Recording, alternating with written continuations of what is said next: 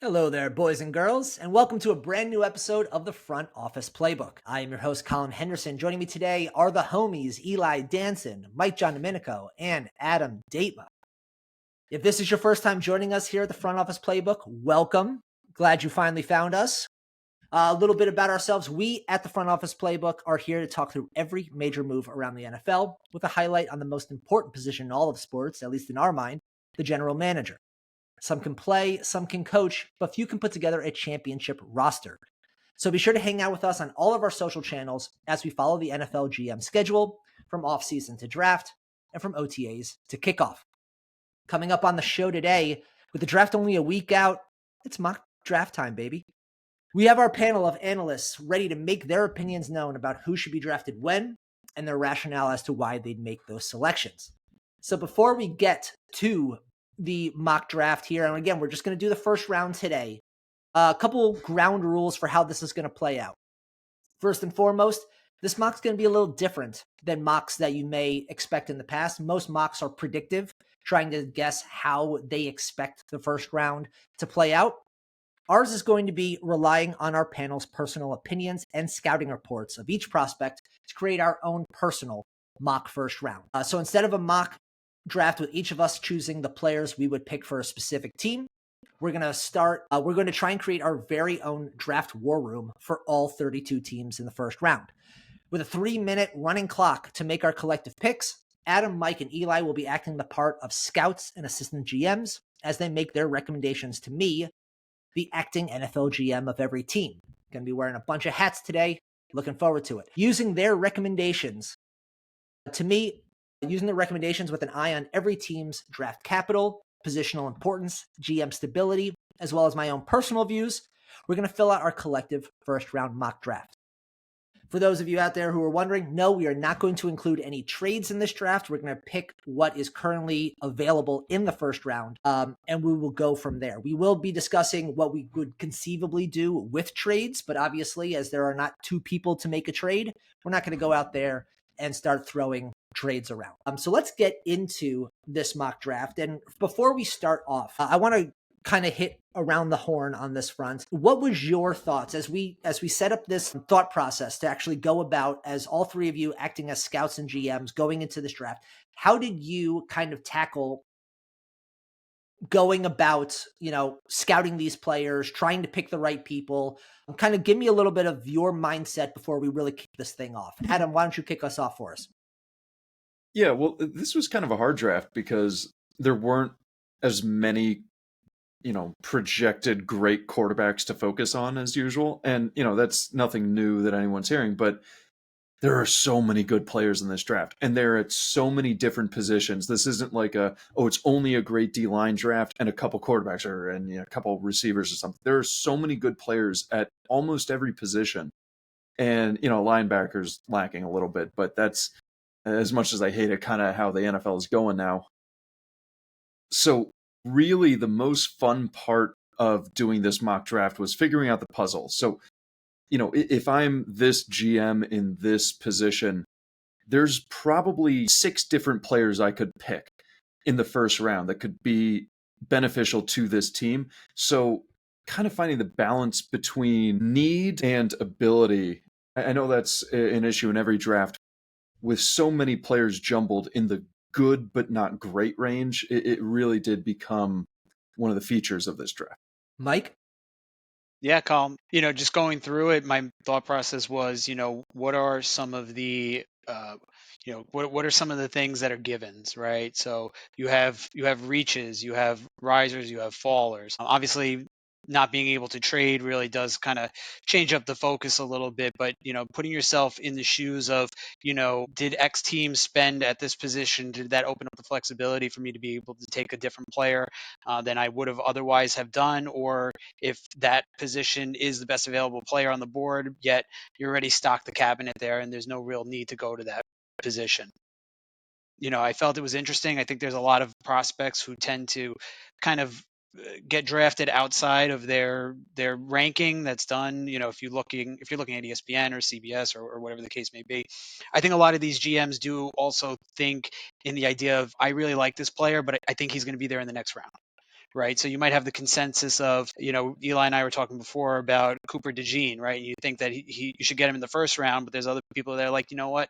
I think he's going to be there in the second round because there's going to be a run on these other positions. So it's all about putting yourself in everyone else's shoes and being able to think strategically. And that's really what I liked about this one. Eli? And my process was first eliminating my desire to have a player fall to a team where that selection would make a lot of sense. So maybe like Ashton Yep. Genty, you would love him to get to the Cowboys, but a team before could select him. So really spending time solely on one team and living in that GM shoes. And then there was a lot of personal bias on positional value in the first round. So tight ends and running backs who may be higher on big boards fell in my draft because I do not value them as first round selections unless they are blue chip elite talent. And so there's a lot of kind of personal bias factoring in as we went through. So we'll certainly have some good discussions about some of those positions and players. I'm looking forward to it. It's going to be a blast. All right, let's kick this bad boy off then if we're going to do this. On the clock, Tennessee Titans. As I click the button now, Tennessee Titans on the clock. I think of the neck of all 32 picks, this might be the fastest one for all of us to go. Is there anybody here who's going to argue against Cam Ward at number 1? Or are we just running the card up to the front? Roger Goodell. Let's save some time for the other picks. Yeah. Beautiful. Number 1 overall pick. Welcome to Tennessee. Getting drunk in Nashville on Broadway. Welcome to Tennessee, Cam Ward. Okay. If that's the case, let's move this over to our number 2 pick as the Cleveland Browns are on the clock. Adam, why don't you start us off here on who you would pick with number 2? All right. Well, you're making me start off with the what, pick Mike, that isn't going. As someone who knows what's about to come, let's start with Mike. Mike, why don't you go with the number 2 Yeah, pick here? because Kyle, I think I took the more conventional approach, and so we're not going to give away the ending here. But we went, and I say Cleveland, we went very heavy on defense, right? With the addition of Troyan Shoyinka, Devin Bush, Malik Collins, shored up the defensive line, locked up Myles Garrett. While the offensive line does need some help, I do believe that there is an offensive line prospect later in the draft that we can grab. You cannot miss the opportunity to pair this person with Jerry Jeudy, and that's Travis Hunter. I know the narrative about him not wanting to be a one-way player. I think you take that risk, you draft him here, you take the best playmaker, and you put him on your team. It's Travis Hunter. Eli, are you in agreement? I'm in agreement, Mike. And Andrew, I think we have the ability to draft the NFL's Shohei Ohtani. Are we really going to pass on a player who can do something no one else has done before and contribute at a high level on both sides of the ball? Outstanding individual, team leader, great locker room guy. Let's have him come in and just elevate. Our fans need something positive, something to light a spark. Travis is going to do that for us. Adam, obviously quarterback is an issue for Cleveland here. The Deshaun Watson debacle continues on. Is there any, I think I've heard you discussing some quarterbacks at this spot. Try and convince me. Yeah, so when I look at the Browns, I look at a decent O-line, a receiver room that could use help. So, oh my God, Travis Hunter to the Browns, great fit, great talent. That's never going to be a bad pick for the Browns. But if I'm looking at the Browns and I'm looking at Kevin Stefanski, who 2-time coach of the year, but still may have a little bit of a hot seat because there's nothing that's really progressed. It's been like a few flashes. Nothing really's progressed. If I'm Kevin Stefanski, I am talking to Andrew Berry every single day that I need a quarterback that I can work with. Like, I just need someone who's going to come in and operate the offense at a high level. And maybe this isn't the first point in the conversation, but in the AFC North, where you got the wind whipping in Cleveland, you got the wind whipping in Pittsburgh, the other stadiums get cold as hell. It's not an easy environment to play in the AFC North. So I need a quarterback who can come in and, regardless of all that, just operate the offense at a high level. And right now, my quarterbacks are Kenny Pickett and Joe Flacco. So we're not winning games with that. But when I look at the roster, they have a good roster. Abdul Carter would be amazing on the other side. Travis Hunter would be incredible on any team. But for a team with a good roster, with a 2-time Coach of the Year, offensively minded head coach, they need a quarterback. And I see 2 quarterbacks in this draft who can walk in and start week 1. We already drafted one in Cam Ward. The only other non-project I see in this draft is Tyler Shuck. He's got the arm. He gets it out quick. He doesn't seem to get rattled when there's a lot of pressure. He's not the most athletic guy, but he's a big, strong, and decent speed when he, actually uses it. And again, it seems that he has the mental because he gets it out so freaking quick. And if you're in an NFL offense and you're playing in the AFC North, yeah, sometimes you're just going to have to get it out. And you're going to need to run an offense. It's going to need to look consistent every single drive, which he can complete every single pass in the book. And they have a decent running game. If you get Tyler Shuck in there, he can make this a consistent Browns offense with some playmakers on defense, and all of a sudden they're competing in the AFC. Well, other than the fact that our 3 minutes have already run up, so I handed my card in to Goodell already because that was a 4-minute rant from you there. Look, Tyler Shuck, we could have that conversation, but I think I think there is a genuine, realistic chance that he's available with the first overall pick in the second round. I don't need to put him at number 2 overall. Give me Travis Hunter, add that 2-way player to my team.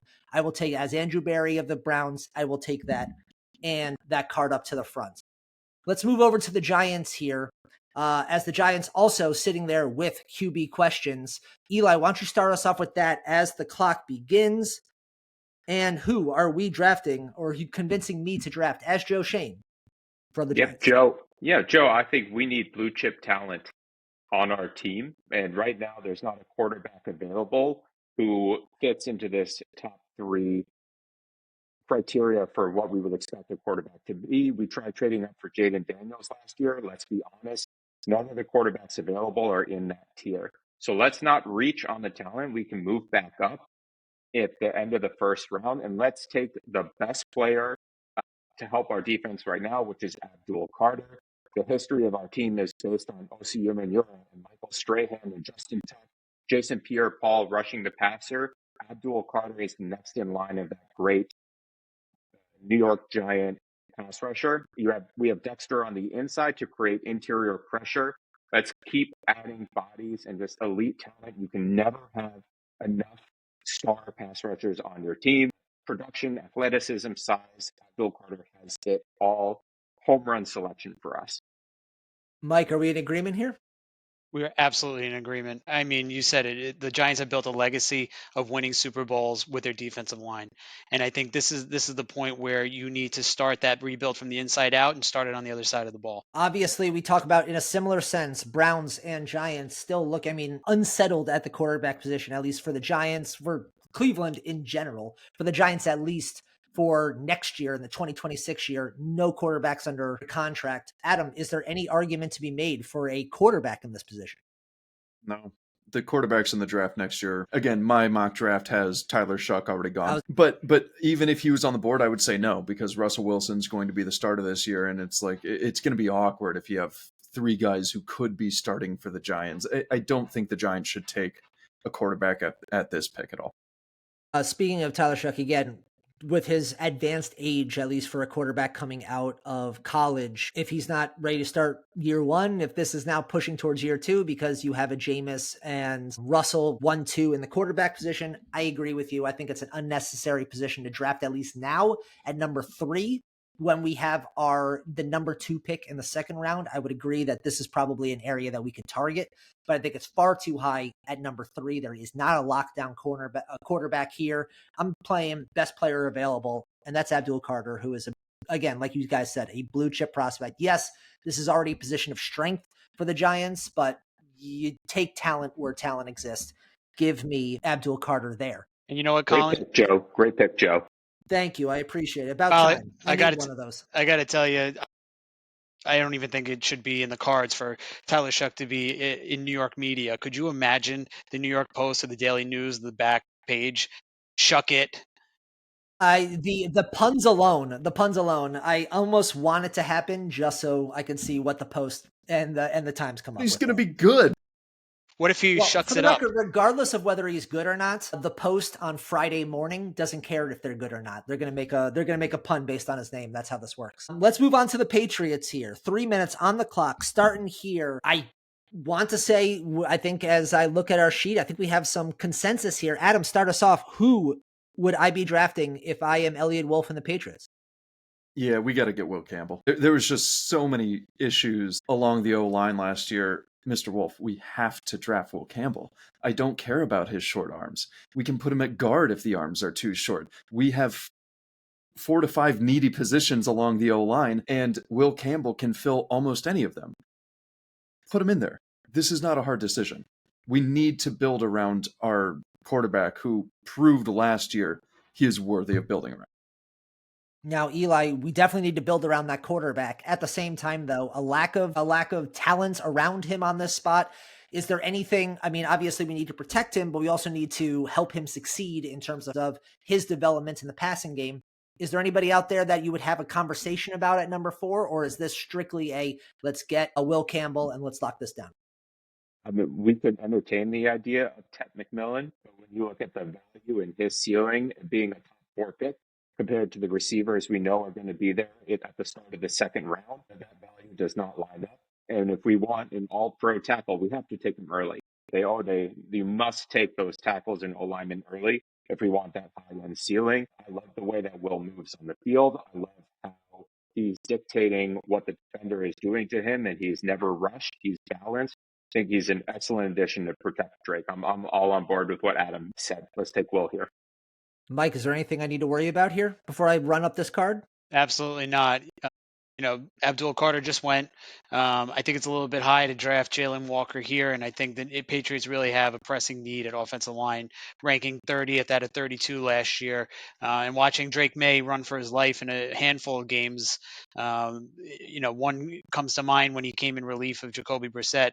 If you want to give him the tools to succeed, you want to give McDaniel a shot here in his now third stint. You have to protect the moneymaker, and that's Drake May here. So you have to go Will Campbell. And All I right, would even say, even if is there Abdul any Carter chance was that there, I wouldn't take him over Will Campbell for Really? this team specifically. Okay. Now, you guys are talking offensive tackle. I got 30 seconds where I need to run up this card. Amon Membu has been talked about quite a bit in the run up to this draft. Are we sure Will Campbell is the guy and not Membu?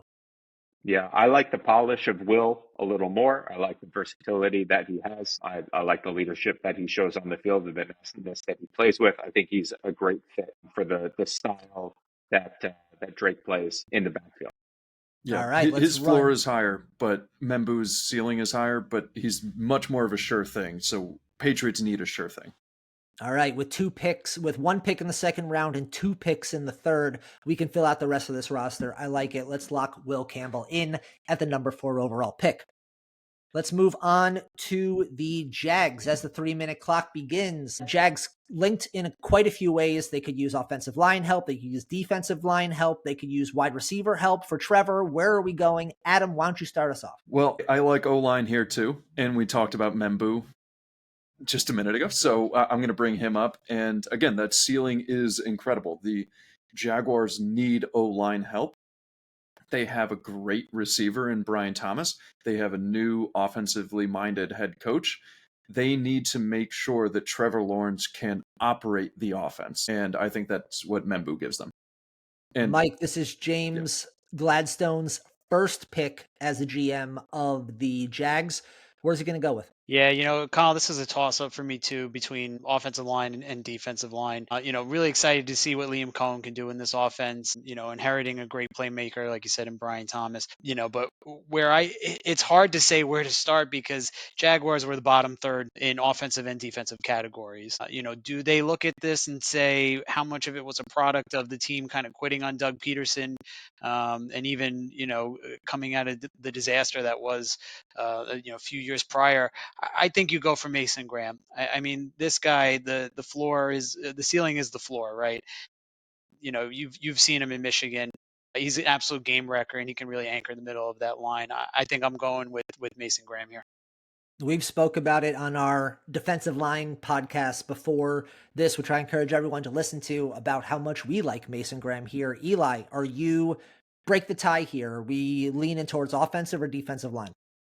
Yeah, I think for this team right now, defensive line makes a lot of sense with where how Mason Graham can impact our team and raise the level of our defense. First, what I think Mundell can do, I would lean towards Graham and just the way that he's going to elevate the ceiling of the defense. We had, like Mike mentioned, we were one of the worst run defenses in the league last year. This guy is an absolute dog, and we need bodies to be able to rotate in the Florida Heat. So let's add a top tier defensive talent to that rotation on the defensive line. Mr. Gladstone, please, I just have to make one more plea here.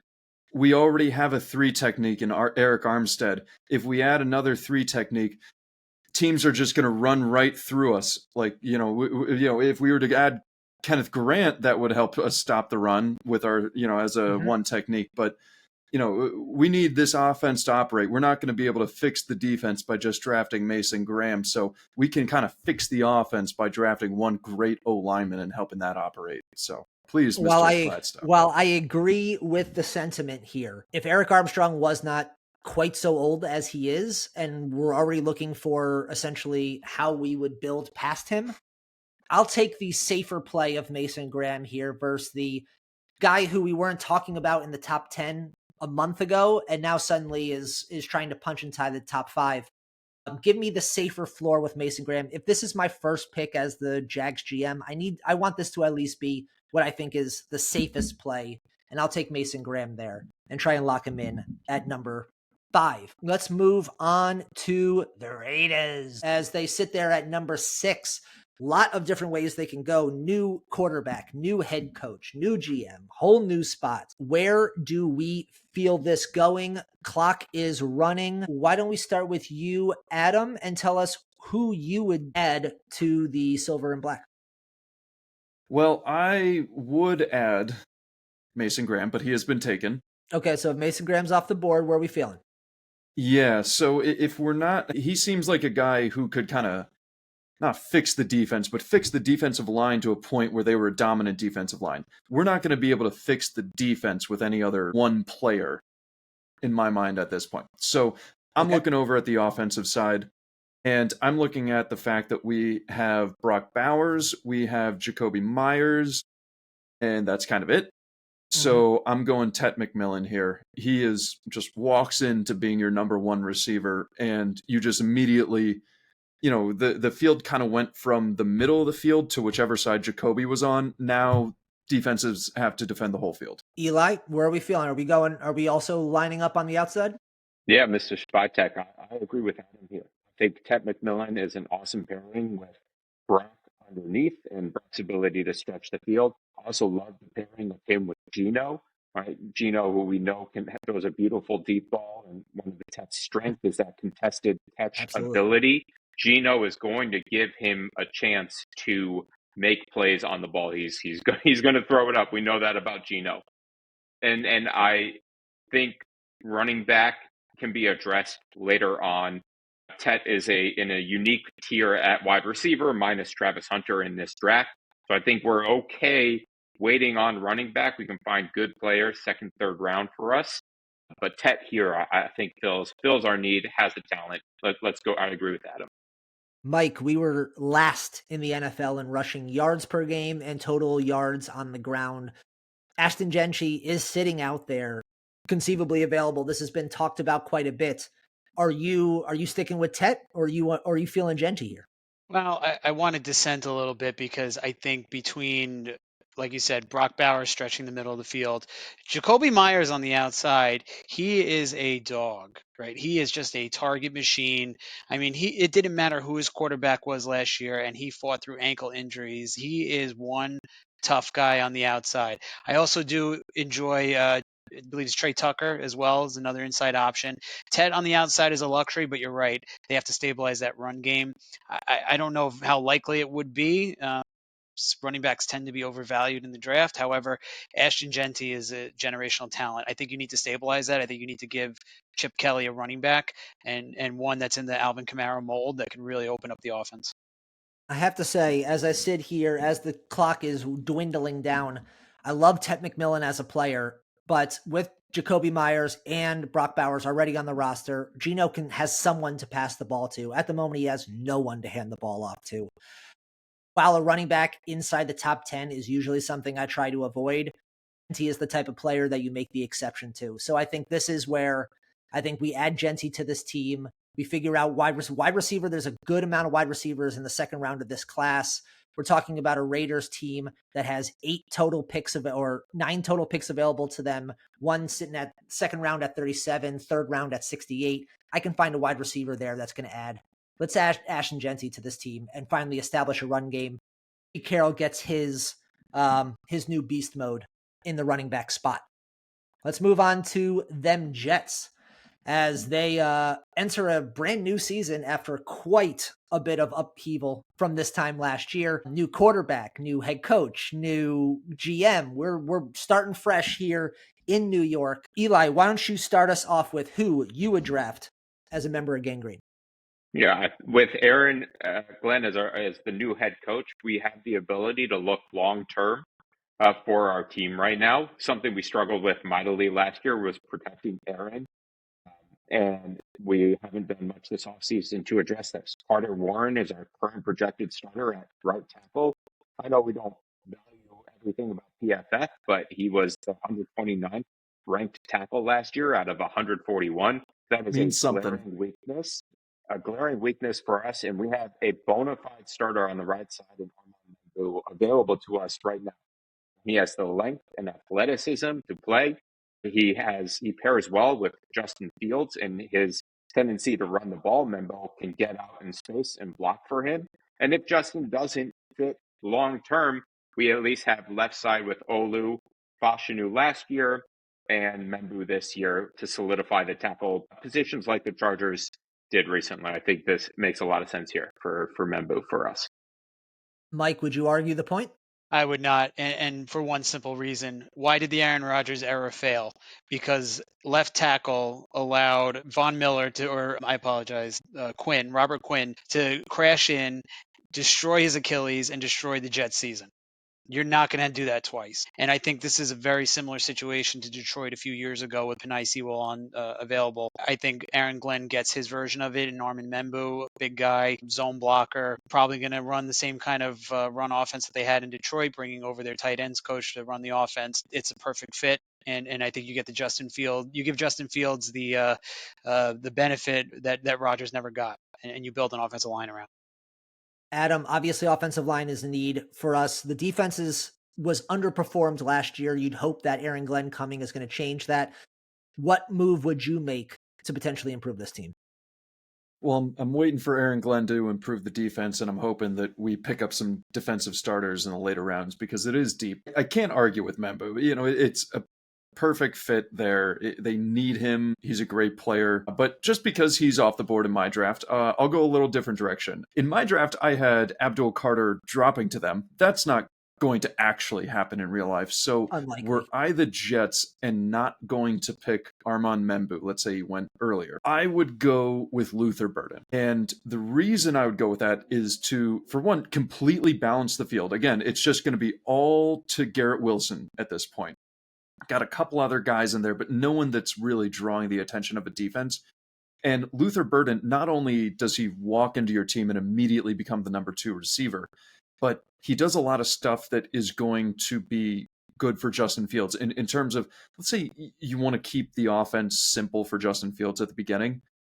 Luther Burden is so good at the catch and run. Slants, bubble screens, it doesn't matter. He is big, he's thick, he's fast, he's aggressive. He will run through arm tackles. So if you get him on the team, you're really helping out Justin Fields. And then, shoot, maybe you do have your quarterback going forward. Okay. I mean, look, I think we absolutely could use some help on the outside. I think we saw Garrett Wilson last year. I mean, amalgamation of issues that existed between Aaron Rodgers and Garrett Wilson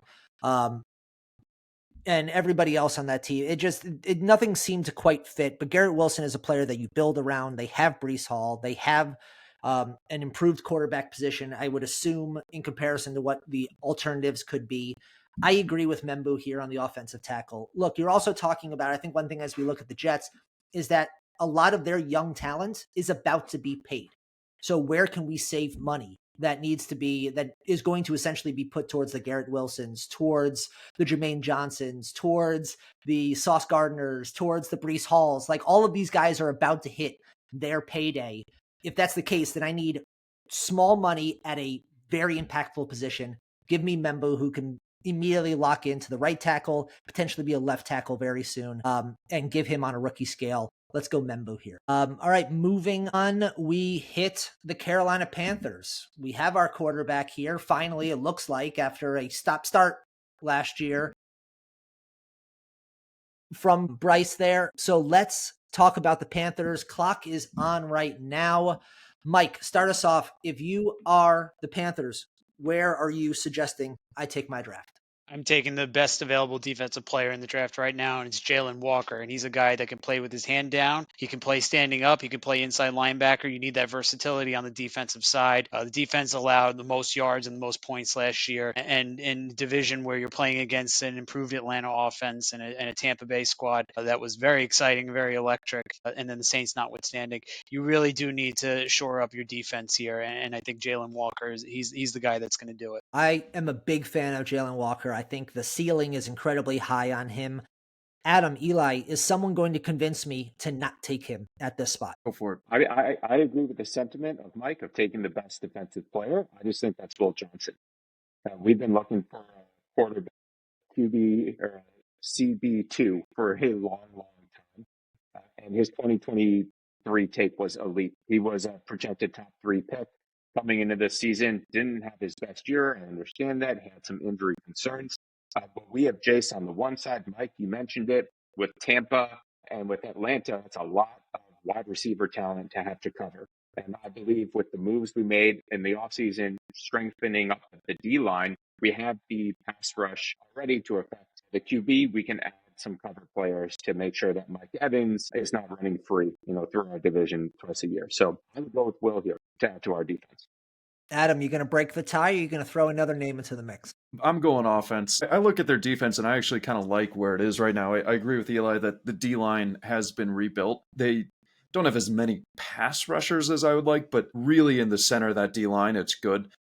So the Jalen Walker pick would make sense, but on the cornerbacks, I like Mike Jackson as the second cornerback, and obviously J.C. Horn, he's got that number 1 spot locked down. I'm going Tyler Warren. Right now, their starting tight ends are, I believe, Jatavian Sanders and Tommy Tremble. Those are 2 big receivers. Tyler Warren isn't the best run blocker. He really does need to work on it, but he's 260.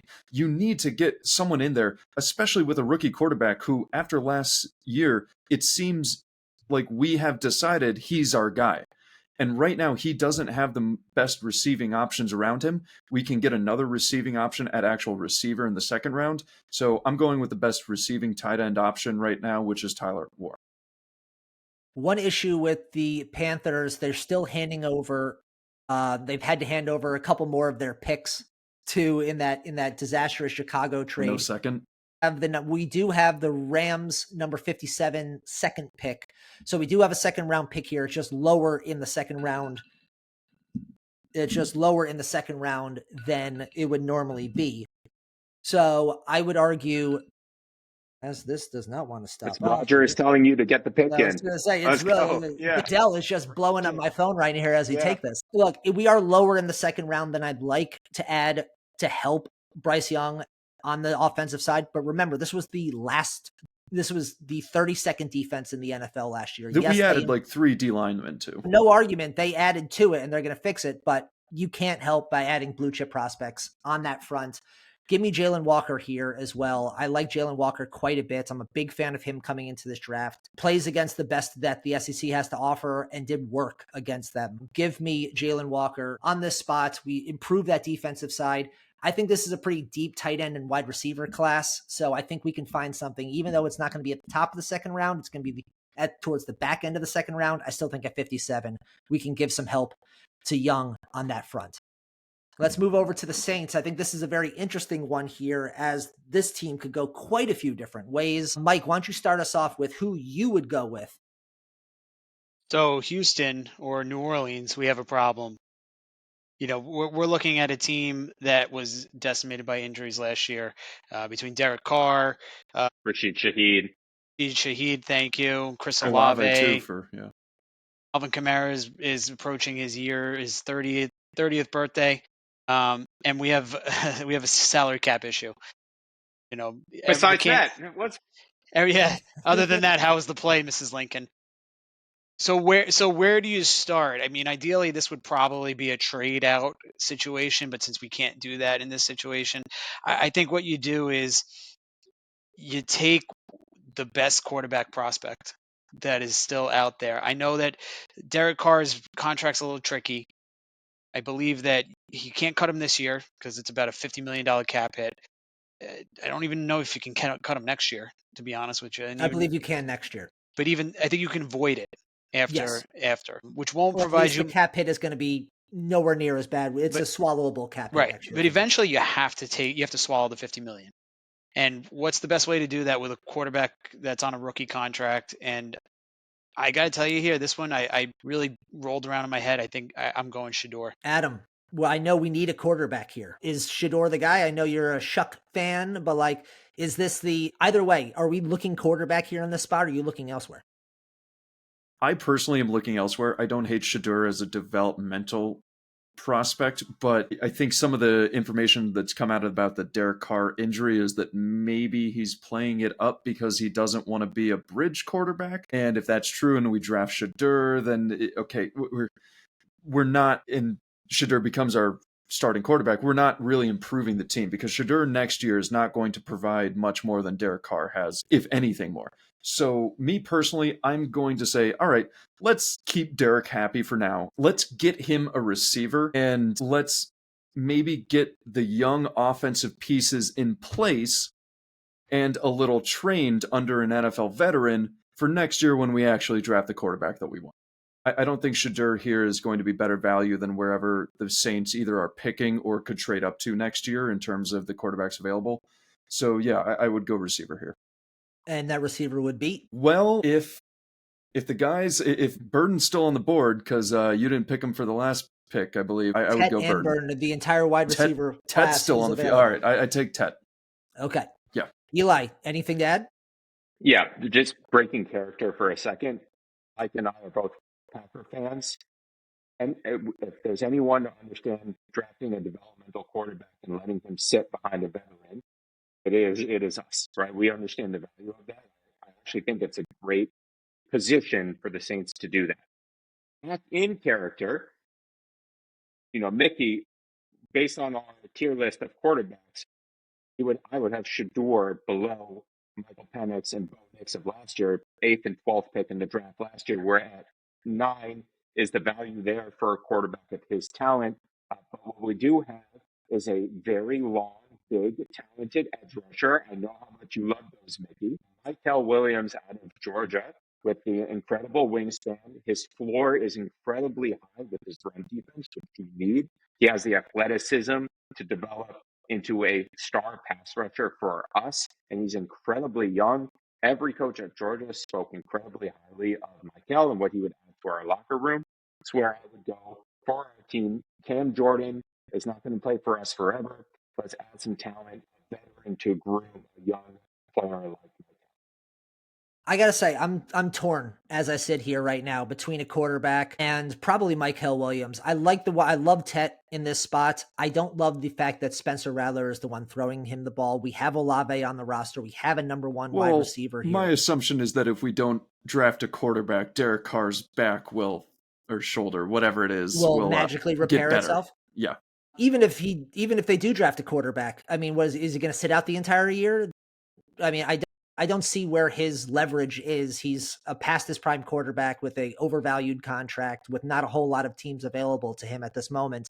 He's either going to play for us or he's not going to play for anybody. I think at that point, look, I think the fact that we are sitting here at the draft with a gigantic question mark at the most important position on the field, and we have Spencer Rattler, a former, a 5th round draft pick last year, who, reminder, that this head coach, this new head coach, did not draft. So we are looking at, they're going to have to make this decision without OTAs, without a training camp, without seeing what Spencer Rattler can be. I am too nervous about that. If Kellen Moore is looking for his guy, Shedeur Sanders can be his guy. I love the idea of sitting him for a year, for sitting him for 8, 10, 12 games until the season is gone, and then trying to give him essentially a mini audition before next year. I'm fine with that move. I think quarterback here is too important for the Saints to skip, especially with the shoulder. If you had told me that Derek Carr was 100% going to be ready by week 1, I could have a conversation. But because of where we are right now, I can't take that risk with Spencer Rattler going into next year. Give me Shedeur Sanders. It's a little bit more risky than I want to be as Mickey Loomis for the Saints, but I need to lock down something at that position that makes Mr. me feel Loomis, confident. you said that sit for 8 to 10 to 11 weeks or so. He's sitting behind Spencer Rattler? I mean, he might. I think that's totally fine if we have to. I mean, again, I'm not starting Shedeur until we have to, but if you were ready to go into the season with Spencer Rattler as your quarterback, I'm already, by drafting somebody else, then I'm totally fine with him starting the first 8 games, getting the audition to have a chance, let Shedeur sit on the sideline and hold the clipboard and get used to the playbook, and then whenever their bye week is, be ready to make the hook. I'm perfectly content with that. Let's move on to the Bears as we round out the top 10. Obviously, the Bears with a gigantic draft last year, grabbing a quarterback, a wide receiver. I mean, just a haul of a draft and still making all of those picks that Carolina handed to them. Let's continue with Ryan Poles here as I wear his oversized suit. Who am I picking at number 10? Eli, start us off here. Who would you recommend to me? Yeah, we have a good roster. Right? We want to contend in our division. We're facing Jordan Love, and we're facing Jared Goff. Love is one of the best sack escape quarterbacks in the league. Jared Goff plays in rhythm and on time. So interior quick pressure is an area that we need to address. It's a weakness of our team. And Walter Nolan, the defensive lineman out of Ole Miss, adds something that our defense doesn't have right now. We have Sweat and Austin Booker on the outside. We like Jervon Dexter, our second round pick 2 years ago, but he hasn't shown kind of in an elite ceiling for us. And Walter Nolan has the athleticism and has shown the flashes at Ole Miss to be like a Geno Atkins, slightly undersized on the inside, but man, that interior pressure, quarterbacks hate it, especially in the cold in our division. So I would go Walter Nolan here for us, Ryan. Let's take Mr. Nolan. Adam, do you agreement, or are you throwing another name into the ring? Yeah, Mr. Poles, I don't think that we should draft a pretty good D lineman in the first round at number 10 or 11 when we could draft a pretty good D lineman in the second round with either of, I believe, our 2 picks. I think we should draft a Hall of Fame running back here, and especially because we've improved our offensive line in the offseason and we have a young quarterback who we want to take. Just because they Genty off the board, we already drafted him to the Raiders, so yep.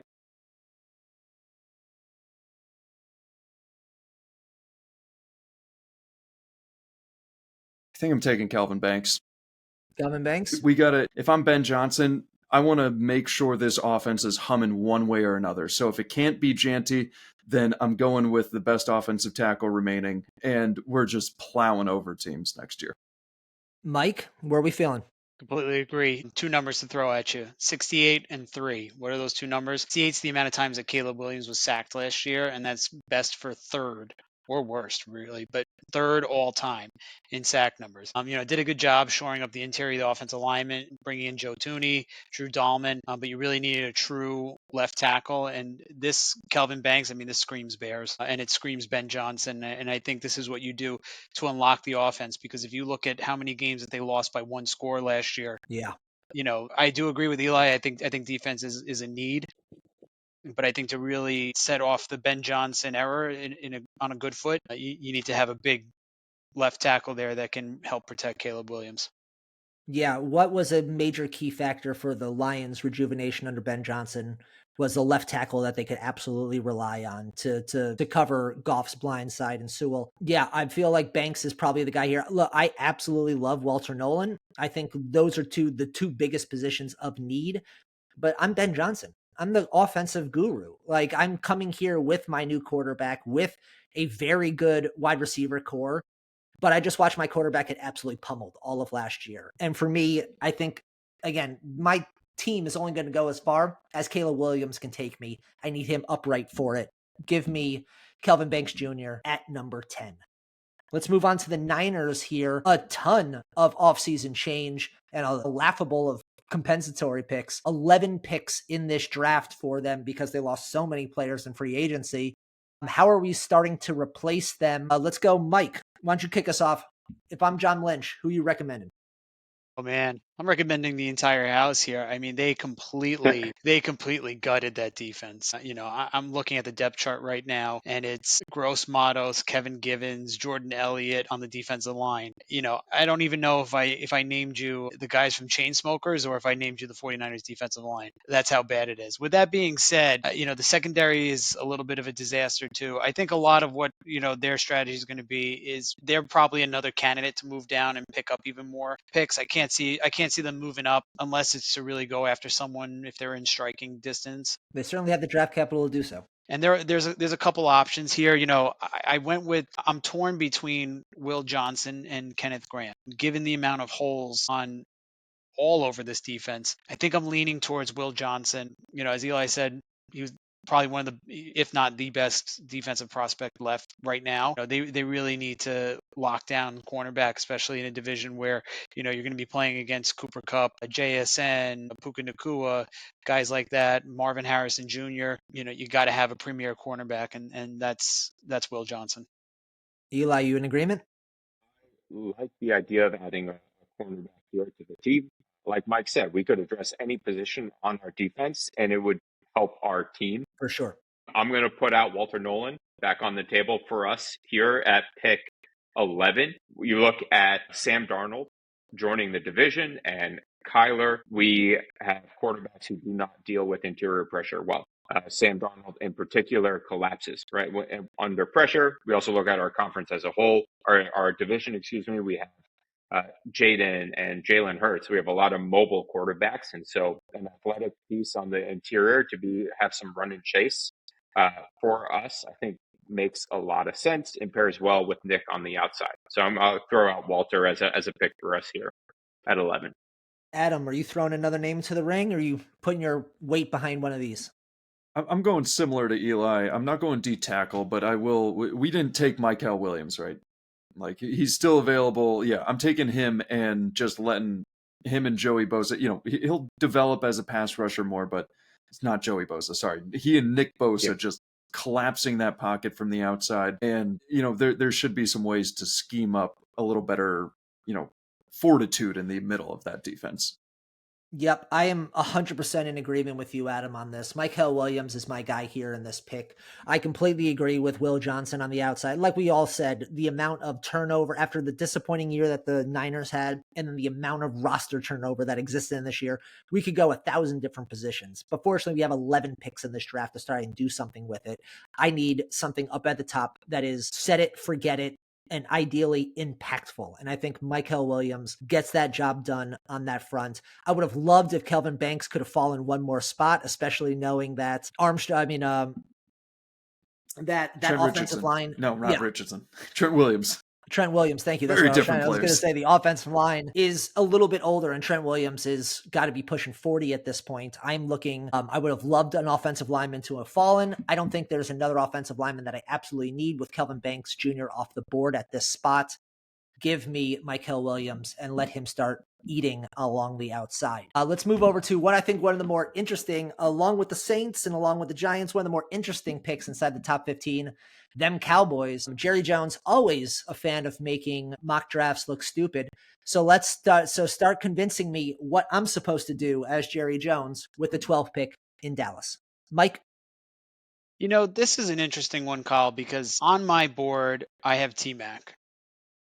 I have T-Mac first. He's the best wide receiver available. I look at the Cowboys and I see CeeDee Lamb. I even see Jalen Tolbert, who could be a very serviceable wide receiver too next year. There's a lot of different things in play, like you said. I think it's tight end. Tight end is definitely an option. The fact that Will Johnson's still on the board, that's also in play here. The Cowboys have a really good kind of jackknife player or Swiss Army knife in DeMarvion Overshawn. There's a Love lot him. of different ways that you can go with this, but the reason why I'm leaning more on T-Mac is because of the Joe Milton acquisition.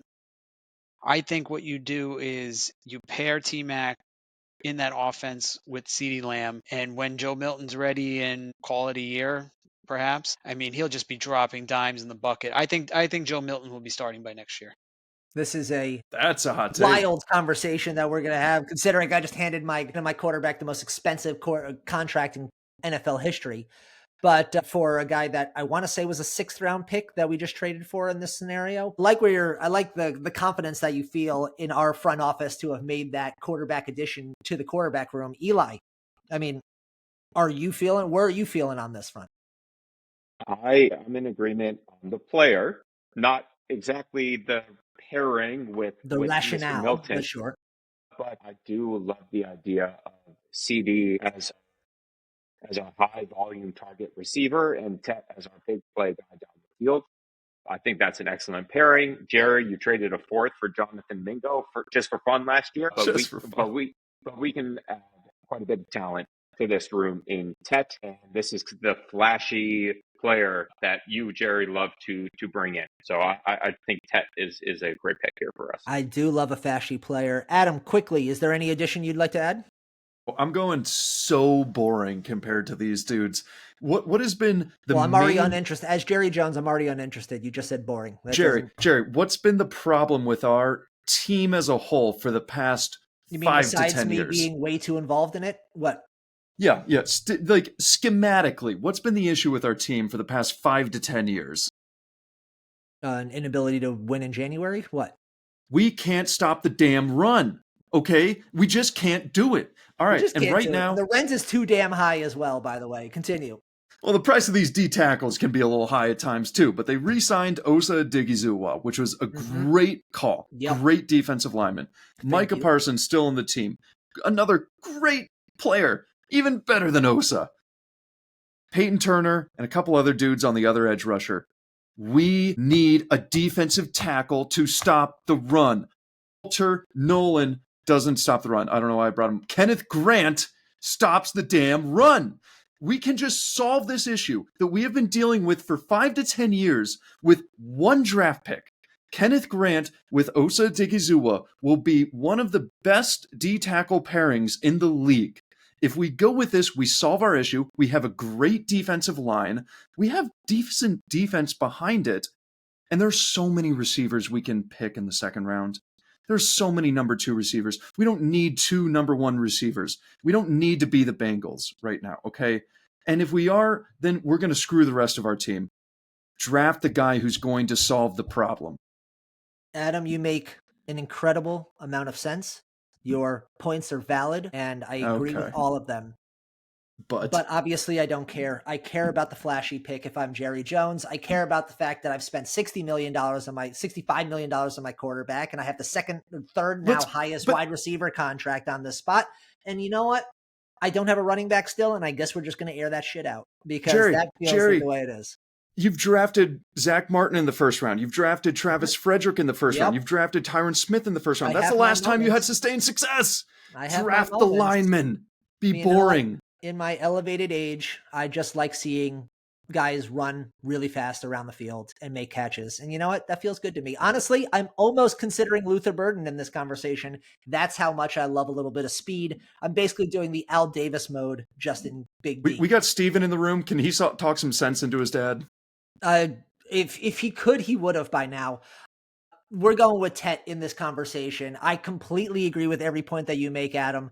But you know what? If I'm Jerry Jones, I don't think I've ever passed on a player like this when I had the availability to grab him. Give me Tet. Let's move on to the Dolphins here at number 13. Lucky number 13 here. A disappointing year for the Dolphins coming off of a long playoff run in the years past. with a little shine taken off of McDaniels there. Let's start with Mike. Where are we feeling the Dolphins going with pick number 13?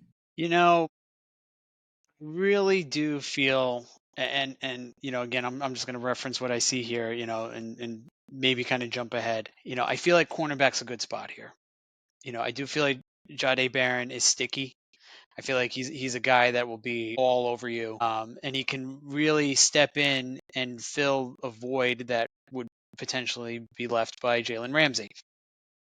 With that being said, though, there's a part of me that also kind of feels as if offensive line should be a higher priority. I mean, Tua has been racked by concussions. His career is hanging in the balance, right? One more bad hit, and who knows? And that's terrible, really. That's a terrible thing. So I like the idea of Jahdae Barron. However, there's a part of me that feels like offensive line should be the priority. The best available on my board, I have Josh Simmons. I think you need to protect, his blind side. I think the Dolphins showed enough on defense, and I think maybe they will figure it out with Jalen Ramsey. Maybe they don't trade him, But I feel like offensive line should be the priority. It hasn't been for a while. I don't know necessarily like Patrick Paul is the answer here, but I like Josh Simmons a lot. Eli, I'm mute. We go. Hear Mike talking about the need to correct Tua, and I absolutely agree. There are a couple tackles I think will be there in the second round that I particularly like for our squad. Jade adds some versatility to our defense and some physicality, which we need. Yeah, we're facing up against Josh Allen twice a year. We're facing up against Drake May twice a year. Being able to defend them is our only chance to win in the division. And right now we're planning on scoring to start at one of their cornerback spots. As a UNC alum, I can tell you that's a bad idea. So with Jalen being gone, we need some starters and just some bodies to fill out the depth chart on our defense and to get a talent like Jada Young and the athleticism and the size. I think as a excellent pick for us right here. I am a fan of Jade, but Josh Simmons to me makes too much sense in this conversation. With the question marks around Jalen Ramsey, this was a bottom half of the league against the pass last year. Need help along those lines. Look, this is a team that we expect to bounce back on the offensive side of the ball, assuming that Tua can stay upright and healthy and see only one wide receiver running at a time. If that's the case, then I need to lock down, especially in that division. Give me what is the best remaining lockdown corner out there. I love offensive tackle in this spot. I just feel like we just hit a dead period in offensive tackle. Banks is off the board. Obviously, Membu and Campbell are off the board. If I could trade back, I would. But if I can't in this scenario, give me what I think is the best player available for a need, and that's Josh Simmons in this spot. I got to say too, Colin, and we'll move on. He started games at right tackle and he started games at left tackle. This is a guy that can play both sides of the offensive line. He'd be protecting to his backside, which would be right tackle. And he's excelled in zone blocking, which is the tenet of Mike McDaniel's offense. I think he could really help take them to the next level, help unlock Achane. And like I said, protection should be the priority. All right, let's move on to Indy and the Colts. Obviously, we have a lot of question marks on this team. The defense was pretty strong last year. We are all wondering what Anthony Richardson is going to be under center. Are we here to help him on the offensive side of the ball, or are we going to help his defensive half of the team? Adam, kick us off. Yeah, so I look at the Colts, and when I see their quarterbacks, I see, regardless of who starts, Daniel Jones or Anthony Richardson, they are going to need a running game. And whether, it's going to include the quarterback regardless. Daniel Jones is a great runner as well. So I feel like, a lot of people have Tyler Warren going here. Oh, let's get a, safety blanket for Anthony Richardson. He's got a lot of receivers. We can turn those slot receivers into safety blankets. I here would go with Gray Zabel. And he is the O lineman out of North Dakota State. He has excellent versatility, and that is ultimately what made me choose him over some other O linemen. In free agency, the Colts lost both Will Fries and Ryan Kelly. Gray Zabel can play either center or guard, whichever one of those ends up being the bigger need for them in what is expected to be a run-heavy offense. So Gray Zabel, especially because of the versatility. Just get him on that O-line. We need to kind of repair what we lost in free agency. I I felt like Adam was talking to me when he said Tyler Warren. And I am one of those that feels like I didn't see that. Sorry. that Tyler Warren is actually one of those is the pick here. The Raiders did it last year with Brock Bowers. They took the best tight end in the class, and look how it turned out, right? I think they do the same thing here, because when's the last time that you recall the Colts having a great tight end? Is it Dallas Clark? Dallas Clark. Yep. Dallas Clark. About 10 years ago. I think Warren can help at least stabilize the quarterback position. I think Anthony Richardson does have targets, right? He has Michael Pittman, he has Alec Pierce, he has Josh Downs, he has AD.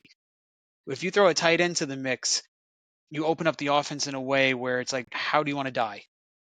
And I think that's something that's going to help his confidence, or even Daniel Jones, depending on who wins the quarterback competition. Good point. I get what you're saying with the offensive line. Anthony Richardson is an improviser. And at that point you have Quentin Nelson, who's one of the nastiest blockers, right? If you're going to go with a versatile offensive lineman, I think his scrambling ability puts a lot of stress on the offensive line. He doesn't play the traditional drop back. I don't know that I go there. I think I go with Tyler Warren, who can help out in the run game as a blocker as well. Versatile guy. Like I said, opens up both phases there. So I just want to respond before we get to Eli, who's going in a totally different direction, it seems like. It seems like you're trying to turn the Colts offense into a spread them out, air raid offense, and I just don't think Anthony Richardson is going to be able to handle that. I think it is going to have to rely on that run game, and we have those receivers, and adding Tyler Warren into the mix would add another receiver, but is Anthony Richardson going to be fully able to take advantage of that? So that's my hesitation. That's a great question. And the further question is, will it be Anthony Richardson? Yeah. True.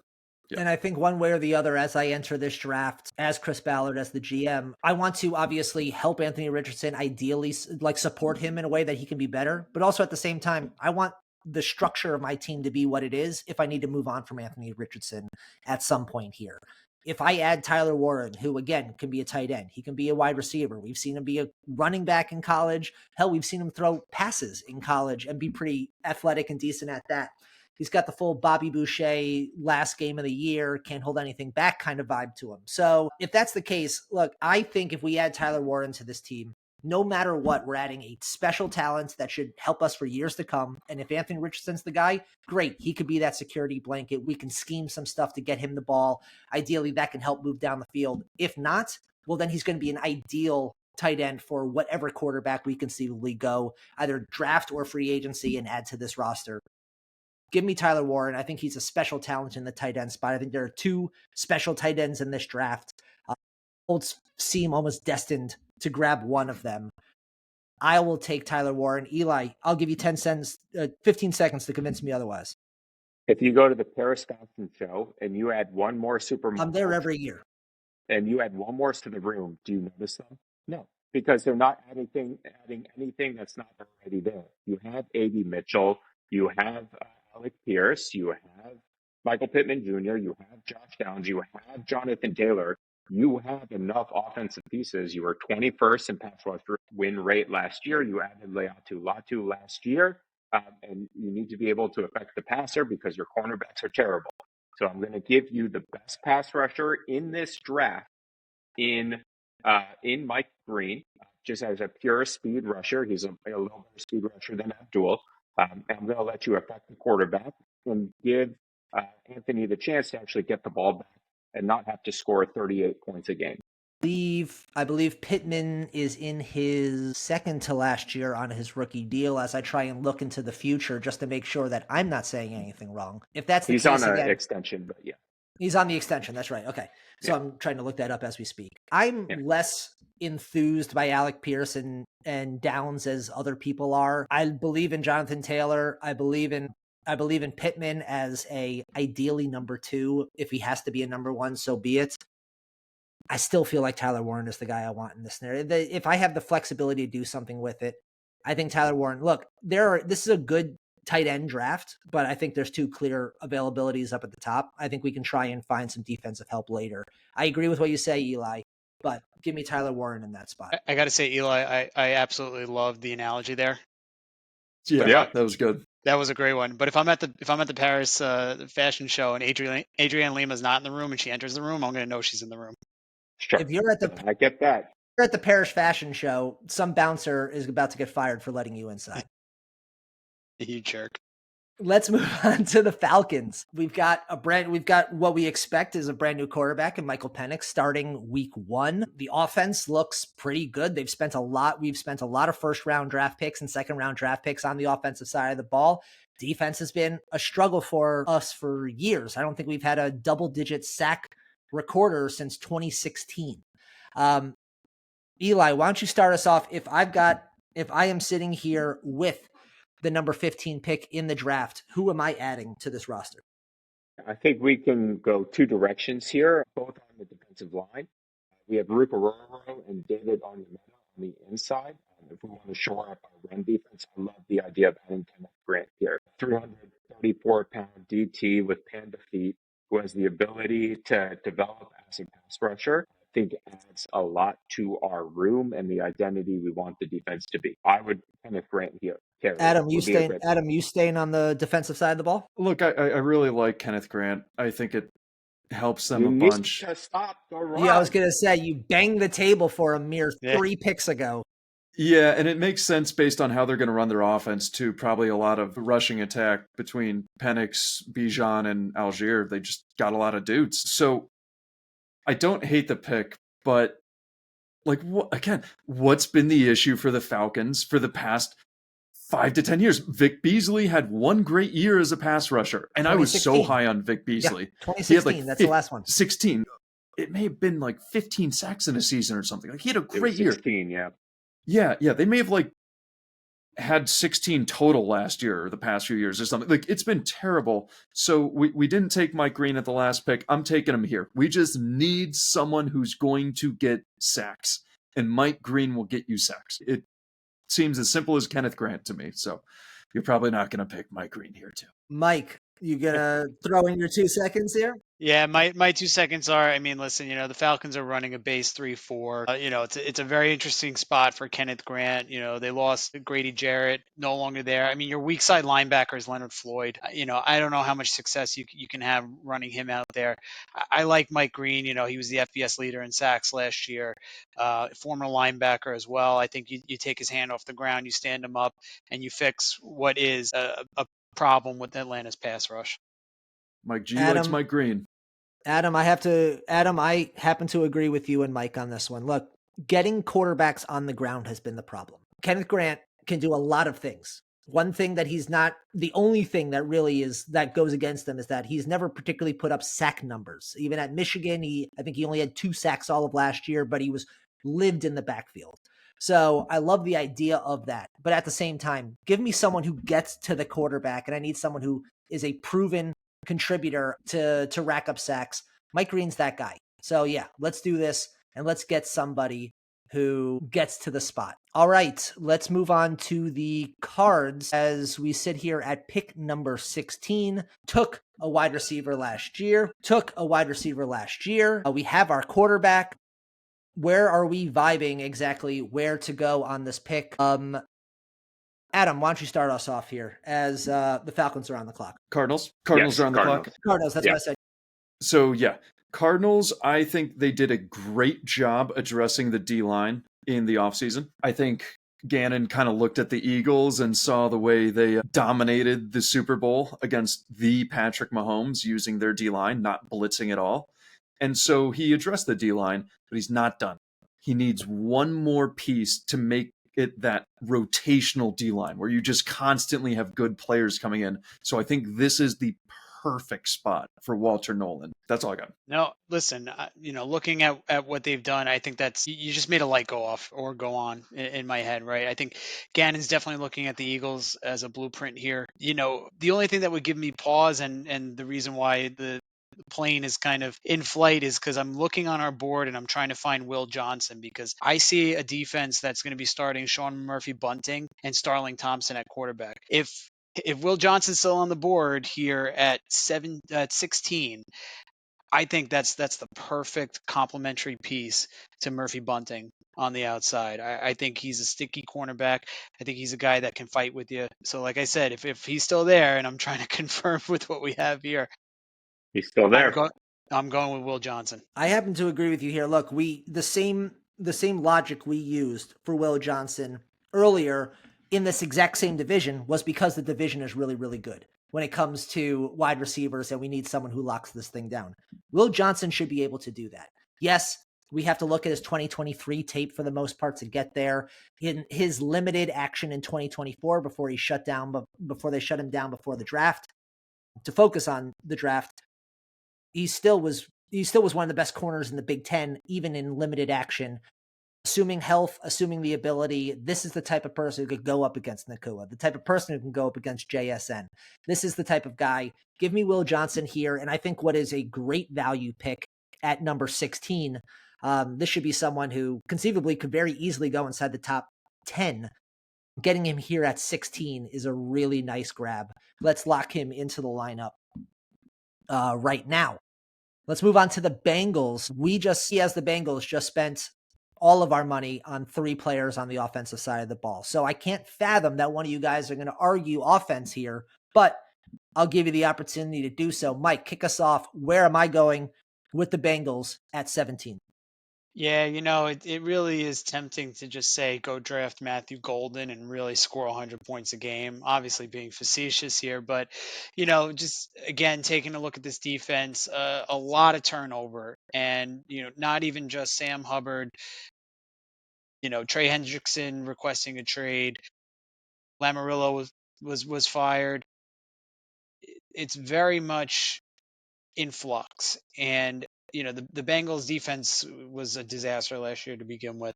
Shootouts with the Ravens, giving up 42 points a game, scoring 39 points just to lose 40. I think in this spot, we have to go with the best pass rusher available. The guy that I have on top of my board is Shamar Stewart. Might not have the numbers, 4.5 sacks in 3 seasons at Texas A&M, but I mean he looked damn good on tape. 6'5", 267. Can really help pick up where Sam Hubbard left off, and potentially even backfill Trey Hendrickson if he ends up getting traded. I happen to agree with this pick quite heavily. Adam, Eli, can either of you beat that one?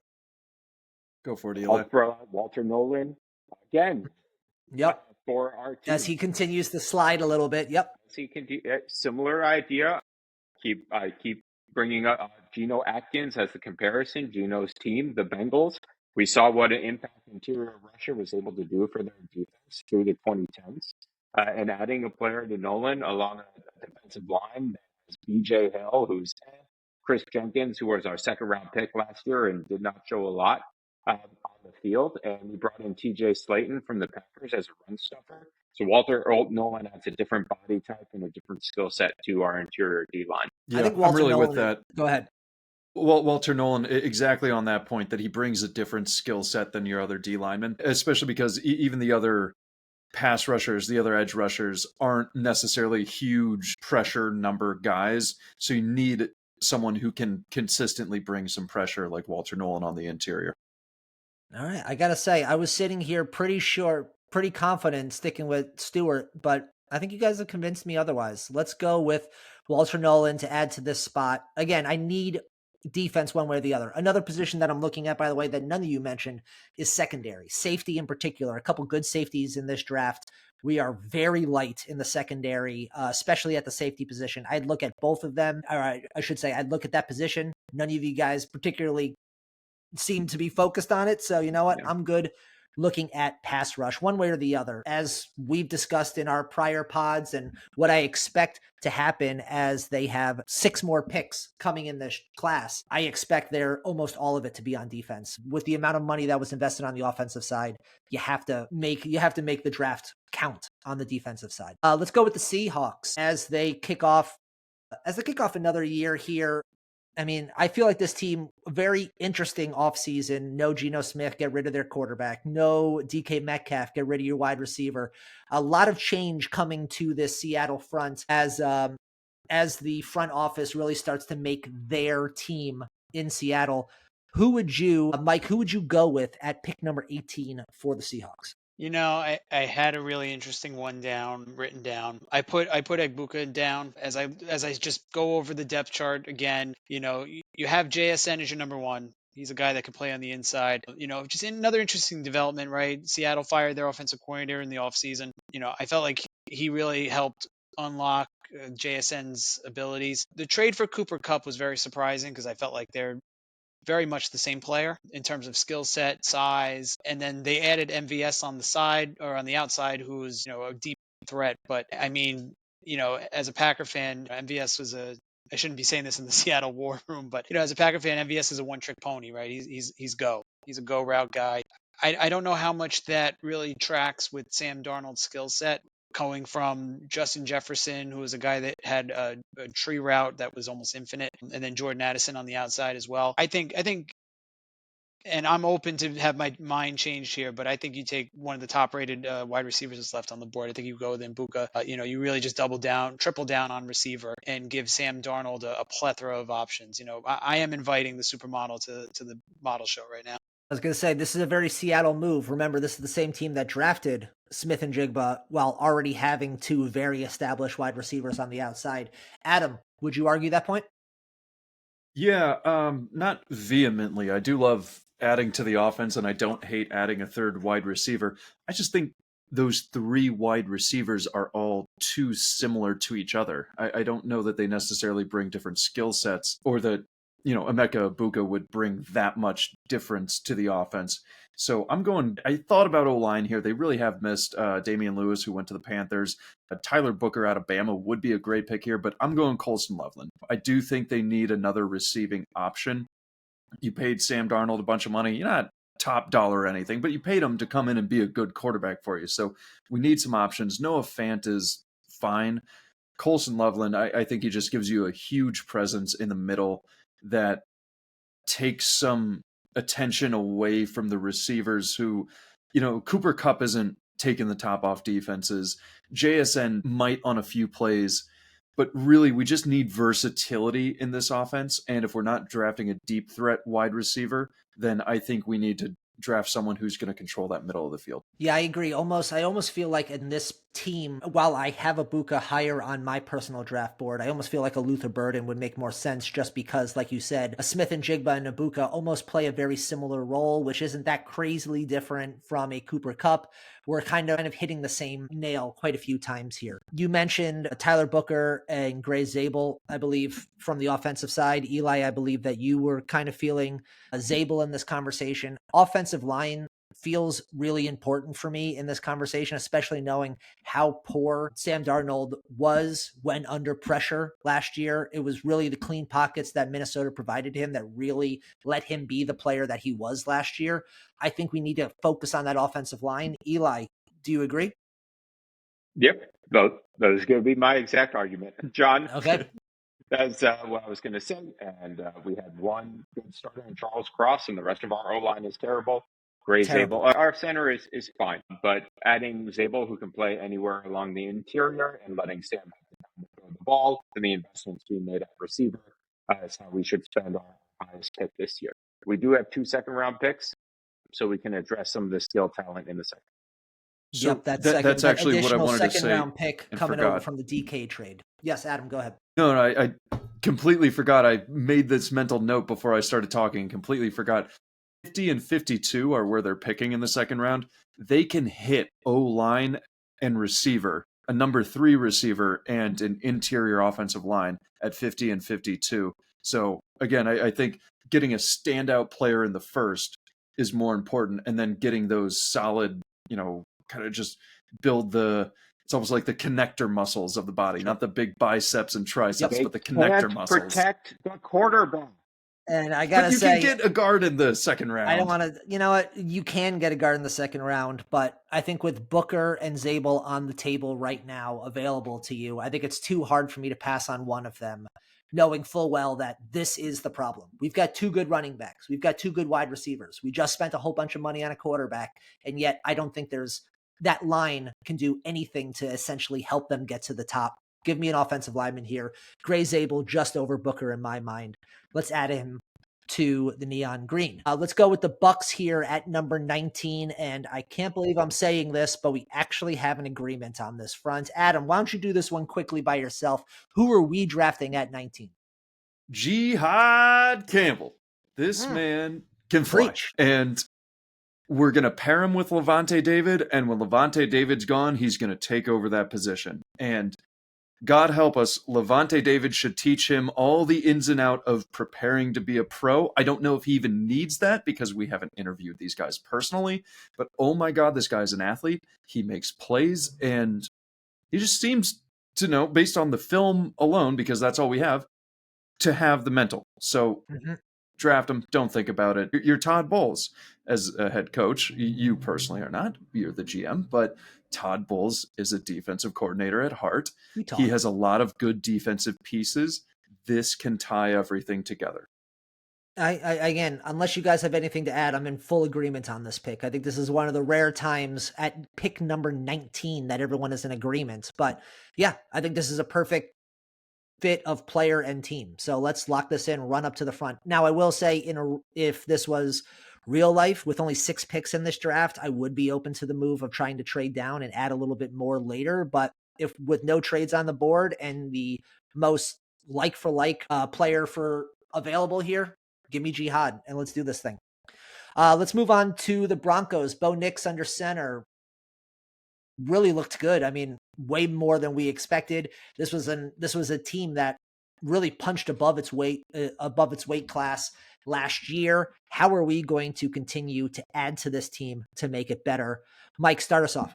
Yeah, there's a lot of options that you can go here, Kyle. The one that jumps out to me, or the fact that jumps out to me, is that you have Bo Nix on a rookie contract with a dominant defense. And what does that mean? That means you surround him with as much talent as possible. On the surface, it might look like the running back room is not impressive. I think Sean Payton believes otherwise. I think looking at Jaleel McLaughlin, Estime, Tyler Beatty, these guys, I think he actually likes that room, which would kind of cross out Omarion Hampton for me and leaves me with 2 choices, right? So I'm looking at either Luther Burden or Egbuka, and I think it depends. It's a matter of which one you like better. Cortland Sutton, big target on the outside. Marvin Mims, nice little gadget player, had a really nice end to the year. They picked up Evan Ingram in the offseason as well, so that kind of crosses off tight end for me. So that's why I'm looking wide receiver. Eli?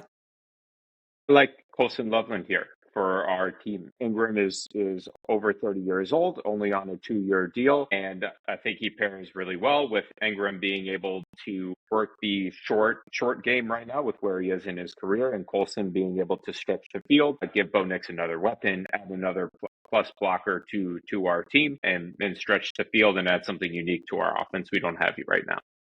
Adam, anything to add? I totally agree with the idea of adding an offensive weapon for Bo Nix. I think all of us kind of agree that has to happen based on our picks. I just personally think Luther Burden should be the pick there. Okay, I got to say, I'm a little surprised Omarion Hampton or any other running back in this conversation. Mike, I understand that you believe that Sean Payton likes that running back room. I personally don't, and I'm the GM in this conversation, so I have weight. That being said, it's getting Bo Nix more weapons. And if you're telling me that, if you guys are saying that you feel a Luther Burden or a Mika Ibuka is the better pick here, I'm not one to argue with you because I happen to agree. I think this is kind of 6-1, half dozen the other. If we're choosing between the two, I think I need something. And Colson Loveland. And Colson Loveland. The only thing is, as we mentioned, they did add a tight end in this class or in the free agency. I think there is a deep enough tight end class that we can go grab a tight end a little bit later and we don't need to absolutely hit it right now. Give me a wide receiver. And you know what? Give me Luther Burden here. I think I need that speed on this spot. We've got Sutton, who we feel very comfortable about being a number one. I loved Mims coming out of college, but you know what? It is not quite shown on the field. We've seen flashes, but it's not nearly enough. And if he's going to be your speed gadget guy, I'm not sure I believe in that. Give me Luther Burden there, who I think is an upgrade at that spot. And now suddenly I think I have a real shot. Mike? Yeah, no, I mean, you just look at that tight end room, and I understand Ingram is 30 years old, but he really was a guy that was stretching the field for Trevor Lawrence last year. I think he fills that role, and Adam Troutman is a Sean Payton greatest hit. right? He's been with them almost his entire career. He's a blocking guy. He's a sixth lineman for him. I don't see tight end here. I see two possession guys on the outside with Sutton and Velli, who don't run exceptionally well, and I think you need to upgrade speed on the outside. All right, let's go. Let's do that with Luther Burden, who is one of the fastest wide receivers in this class. Let's go next to the Steelers. We have not had a quarterback conversation in a while, but boy, the Steelers could enter that quarterback conversation here. If they're sitting here at 21, Mike, who are you suggesting to me to add to this very ready to go Steelers roster with a couple very glaring holes on it? You know what? This is not a Steelers pick. This is a me pick, but I think it's a Marion Hampton. You went out or you let Najee Harris walk. And, you're going into the season with Kenneth Gainwell and Warren. Two guys that are very similar profile, scat backs, receivers. You add Omarion Hampton, who's 6 foot, 216, powerful, punishing runner. He's a guy that can really get it done when snow starts to fall, and he's going to be the one that's going to be featured during those ugly, disgusting 6-3 games against Baltimore in December. So I think they're still holding out hope for Rodgers. I think Rodgers may eventually end up being a Steeler. I don't think Minnesota will ever call, and that's why I went the opposite direction from a quarterback here, and I went with Hampton. I gotta say, it's very difficult sitting in my current GM seat as we have this argument where I sit here and go, is Aaron Rodgers going to be on my roster or not? Like, it's very difficult because, don't get me wrong, even if I were to sign Aaron Rodgers to this team, I still need some version of a future plan because Aaron Rodgers is over 40 years old. But I have no, I don't have Kenny Pickett anymore. Who do I have? Rudolph. I have Mason Rudolph. Mason Rudolph. So I have someone capable of being a backup. Even if Rodgers were to play, I can play with Mason Rudolph if I have to, if he were to go down. Adam, are you adding a quarterback here, or do you feel good with adding a Marion Hampton? So I am adding a quarterback, but it depends on if we're talking about kind of what we expect to be reality or what we've done in this draft. If we're doing what we've done in this draft, I'm taking Tyler Shuck, no question, and I'm not signing Aaron Rodgers. So you're not even signing Aaron Rodgers with that. Okay.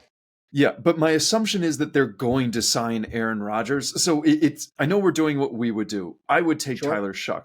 But more realistically, I think let's say Aaron Rodgers is on the team for this conversation. Aaron Rodgers, we're filming this a week before the draft. So let's assume Aaron Rodgers is on the team. If Aaron Rodgers is on the team, I'm drafting Jalen Milroe without even thinking about it, because I think that they didn't give him the most complicated offense at Bama, and he executed it perfectly. There were a few throws that didn't look good, but oh my God, he had zip. He just seemed to understand the offense. Like I don't understand what the knocks on him are necessarily. Like some, yes, but the overall, no. So Jalen Milroe, develop a year behind Aaron while putting him in for packages. And I think the Steelers are in a great position going. I mean, I know that you're in this conversation saying, I assume Aaron Rodgers is the quarterback. I'm not sure I can go into this draft. If Aaron Rodgers is not my quarterback going into this draft, I can't imagine that he's going to be my quarterback afterwards. Not the way that I have to mentally prepare for it. So if that's the case, Jalen Milroe, I couldn't draft Jalen Milroe he's a developmental quarterback and he's not ready to start day one. And if Mason Rudolph is my only other quarterback on the roster, I just can't do that. I have to be a team with an established starter for me to draft Jalen Milroe, especially in the first round. So let's go with Marion Hampton here. I think, again, we're talking about a team that is going to look elsewhere. If Aaron Rodgers does sign with this roster, this is a roster that now has two excellent wide receivers. I don't believe in Jalen Warren as the ball carrier, especially in a way that Tomlin has run that team, which is usually one main ball carrier with a 2A somewhere else in there. Give me Marion Hampton here. I believe Warren is almost out of his rookie contract anyway. So we're going to need to fix that position at some point. Let's add Hampton to it. Let's move on to the Chargers at 22. A couple Michigan players available right now in Grant and Colston Loveland as Jim Harbaugh sits there at the Chargers. Eli, you drafting one of those two Michigan guys, or you adding somebody else? I'm taking Kenneth Grant here. He's still available on the board. We've brought him up a couple times. Current projected starters are OT Obinoya and Taylor Tart, who are fine, but we certainly could add beef in the middle, and like we mentioned before, strengthen the pass rush and build this team from the trenches, which we know Harbaugh Yep. loves. That's a Harbaugh pick. Mike. Yeah, I agree. You let go of Joey Bosa, you re-sign Khalil Mack. At this point, there are a couple options, for guys that can play with their hands off the ground. But I agree. I think we go Kenneth Grant here, and we just provide an anchor in the middle of this defense. Adam, any last thoughts? Otherwise, I'm going with Grant here. I originally had Shamar Stewart here because Kenneth Grant was already gone, but if Kenneth Grant is available, oh my God, yes. All right, let's lock it in then. I like it. Nice and easy here. Kenneth Grant, welcome to the Chargers.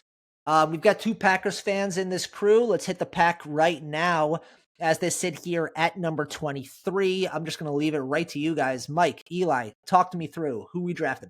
Eli, you go first.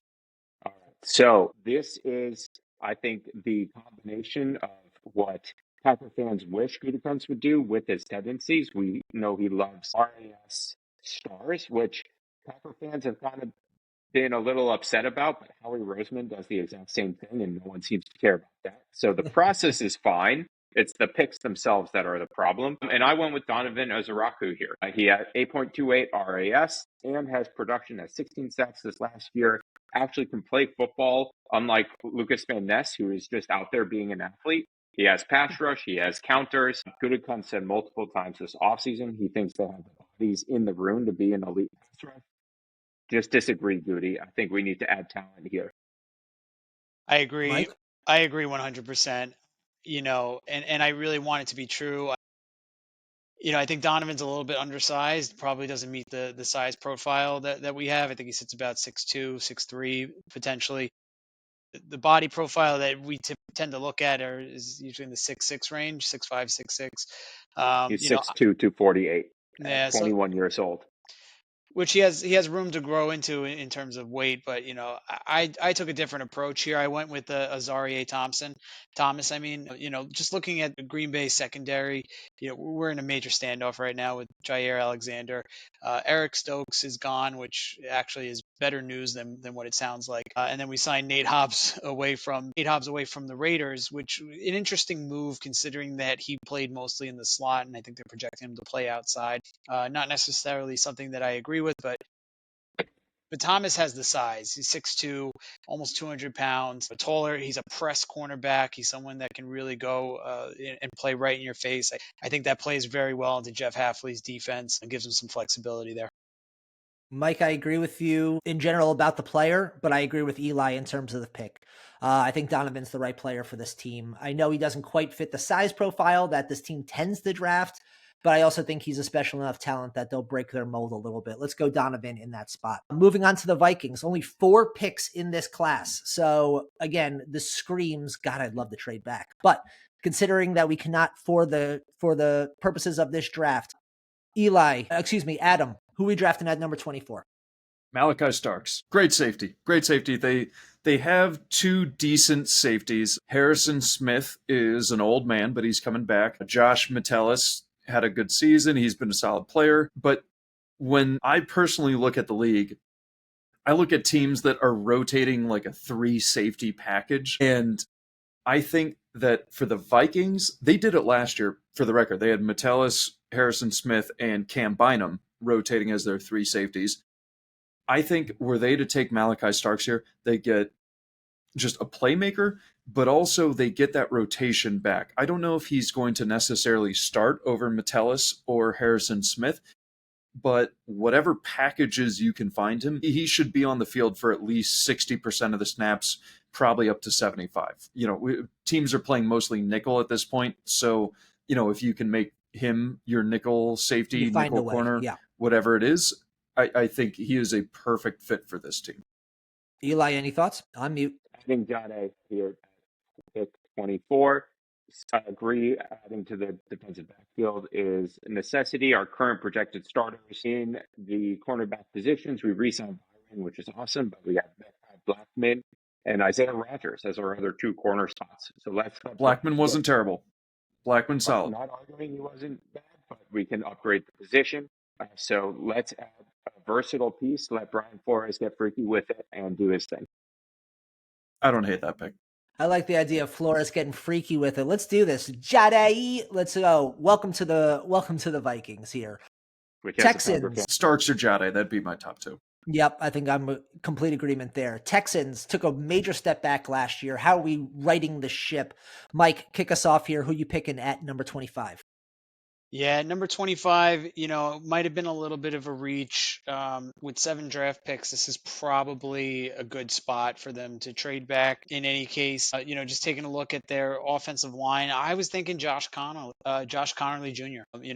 They're rolling right now with Cam Robinson and Trent Brown, but I think it's important to protect C.J. Stroud. Wide receiver is an option here, obviously, with Tank Dell going down with injuries, Stephon Diggs going to the Patriots. They signed Christian Kirk, but outside of that, him and Nico Collins, I don't know how much I trust Kirk as well. I think I could go either way in terms of offensive line or wide receiver, but in this position, I think we need to keep Stroud upright, and we need to be able to slow down the pass rush. If we're going to continually run into Kansas City in the playoffs. I don't disagree with that. Eli, do you have anything to add? All right, then let's go with Josh Connerly right Hey, here. yo, whoa, Because whoa, again, whoa. There is a D or an O line issue here that we should address for at least a second. all right, well, are we not talking about Yeah, it? Continue. Josh Keep it Connerly nitty is an gritty. Sir. offensive lineman. Yes. Yeah. What are we having a conversation about here? I don't believe he does it for the O line, Mr. Casario. I think if we target Donovan Jackson, who started as a guard for Ohio State and Yes. then turned into a tackle and performed great at both positions, No question. us as a team that needs pretty much every position along the O line, that versatility is fantastic for us. So I think Josh Connerly, I saw him get completely run over by a speed rusher, Mike Green, at the Senior Bowl. So I'm not a huge fan of Josh Connerly.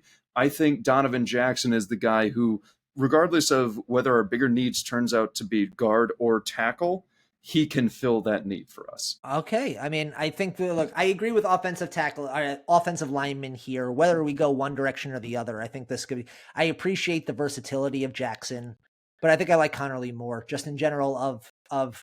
I think his size and his frame, and I think the ability.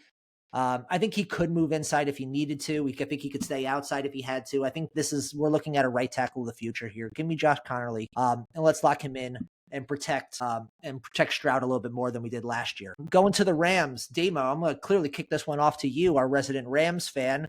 Really absolutely hit home runs with your late round picks last year. What is your first round pick this year? Yeah, so the Rams, great D line. We over the past 2 years, we figured that out. We got 2 second-year starters, 2 third-year starters. They're great. We fixed Omar Spates as a great backer. We got Landman as a run-stuffing backer. We've got 3 safeties who can all play. It's great. Our corners are just all average. Like we have starting corners, but they're all just kind of whatever. We need another difference maker on this defense, and I think Maxwell Hairston is the guy who's going to get turnovers and will eventually turn into that number one guy that we just kind of stick on the number one receiver. Right now, we don't have anyone with his speed on the team or his turnover ability. That it could very well be the difference maker in a playoff game, those turnovers.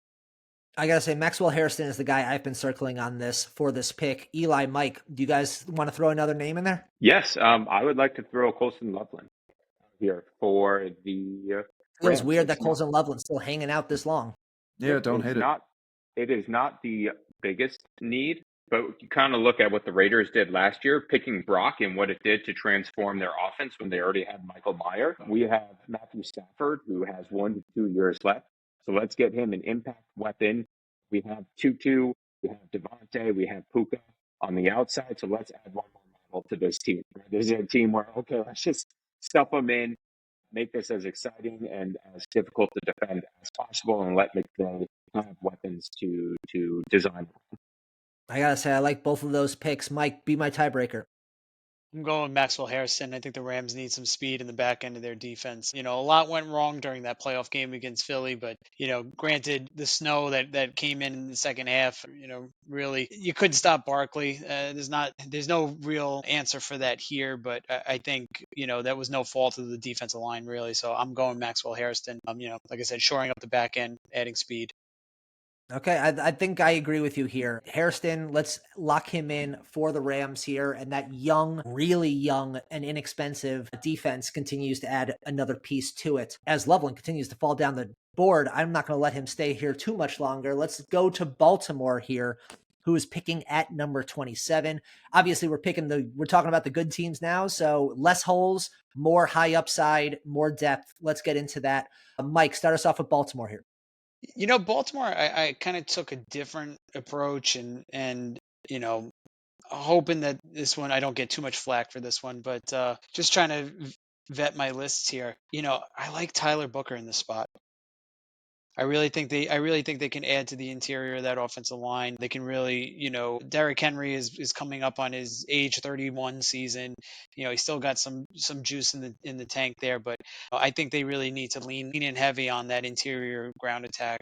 Grab Booker and just start knocking people out right in the middle of that line.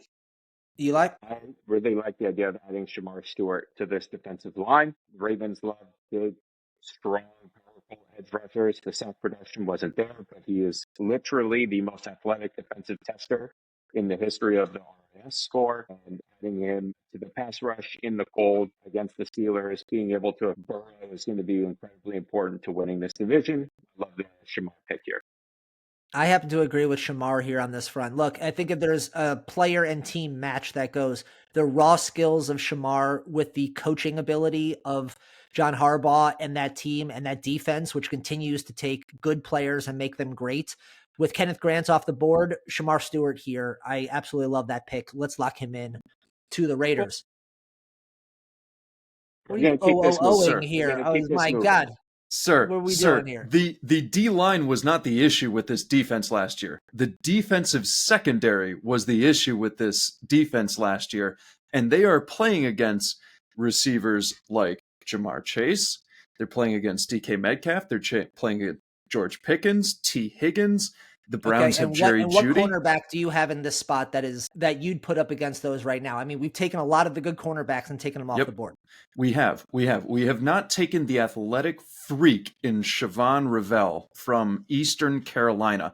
And so along the same lines of the fact that the Ravens like drafting just physical players, this athletic freak can absolutely, at least athletically, hang with those top receivers.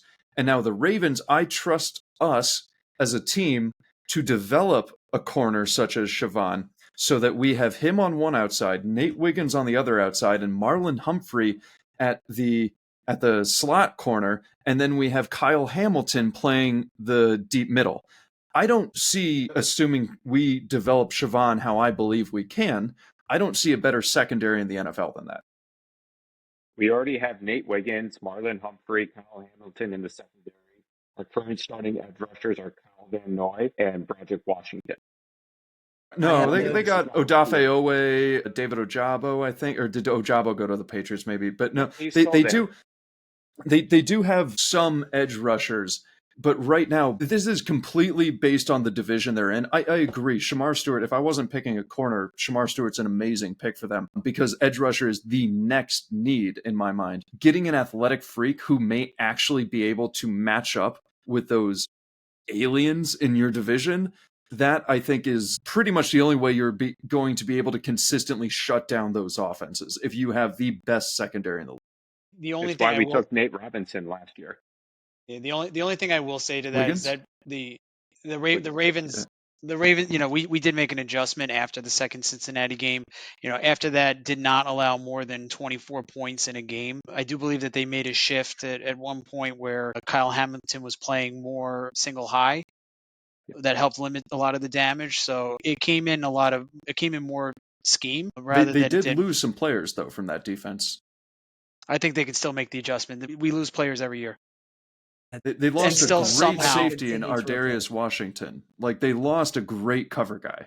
I know we can. Yeah. Where are we going? I was gonna say I turned in the card a little bit ago. I was letting you guys hand it out. Shamar Stewart is going to add to this roster again. I think the way that this team can coach him up and turn him from, I think this guy screams. Look at the Ravens. They drafted somebody in the back half of the first round, and he's a top half of the first round talent. Shamar Stewart. Let's lock him in there. Let's move on to the Lions, as we were trying to go before. No new offensive coordinator. No more do they get to fall on Johnson here. So what are we doing to make sure the Lions stay where they are atop the NFC North? Mike, start us off here. It's edge rusher. I mean, last year they lost Hutchinson after a few games. And when you look at their last 5 weeks, they were one of the worst defenses in the league. They allowed the highest passer rating. They allowed the most yards per game. And that all led to a perfect storm of a first-round exit against the Commanders. So I think James Pierce is that edge rusher that they've been looking for to pair opposite side of Aiden Hutchinson. This is also a perfect spot for Derek Harmon, who I believe is still on the board as well, He is. to help them shore up the run. I'm kind of on the fence between the two, but considering how they dealt for Zadarius Smith, I believe it was the year before last. Pass rush is a premium, and James Pierce is a guy that can really wreck the game, and I think that would be scary. Pair him opposite of Aiden Hutchinson. Eli? Yeah, I'm in agreement with Mike. He has some character concerns. The motor can run hot and cold. The flashes are there. Aiden's going to keep him in line. Yep. Dan Campbell will certainly keep him in line. Keep him in line. And so I think adding the athletic pass rusher with a few character concerns makes a lot of sense. Adam, any last thoughts? Yeah, I don't know that we can assume that, having a good coach or having a good teammate is going to keep someone in line. It just, there've been so many guys that increases the chances, but it's not a solve all. Yes. Exactly. And that's not someone I would take in the first round. I look at the Lions and the middle of their offensive line overall is kind of degrading. They're just getting older. Penei Sewell's great, but Graham Glasgow, Taylor Decker, there's another guard I'm forgetting, but they're just getting a little old, and it's not what Dan Campbell wants, I think. He wants that O-line to dominate other teams, and I think they still have good D linemen across the board, including the edge rusher is an issue a little bit besides Aiden Hutchinson, but he's decent. Pascal, yeah. I think O-line's the issue. I think Tyler Booker is the pick here, and I think that's what's going to keep us just running over teams but then also allowing that play action to operate completely freely when everyone thinks we're running the ball and, it turns out to be a pass. Yeah, I actually love the Tyler Booker here. I think the Lions' pass rush will get better just simply by health. Just by having better health luck this year than last year. Again, Hutchinson is just an absolute game wrecker on the outside, and they still almost made a Super Bowl without him on that roster. And they were trying to piecemeal that the entire year last year. Assuming decent health, Tyler Booker helps this team a little bit more. Let's go with him. Let's go with the Commies in Washington, sitting here at number 20. Hit me with it. Where are you feeling as we look into Jaden Daniels' rookie contract and how we maximize that? How are you going about it? Yeah, I think you're doing it by defense, Kyle.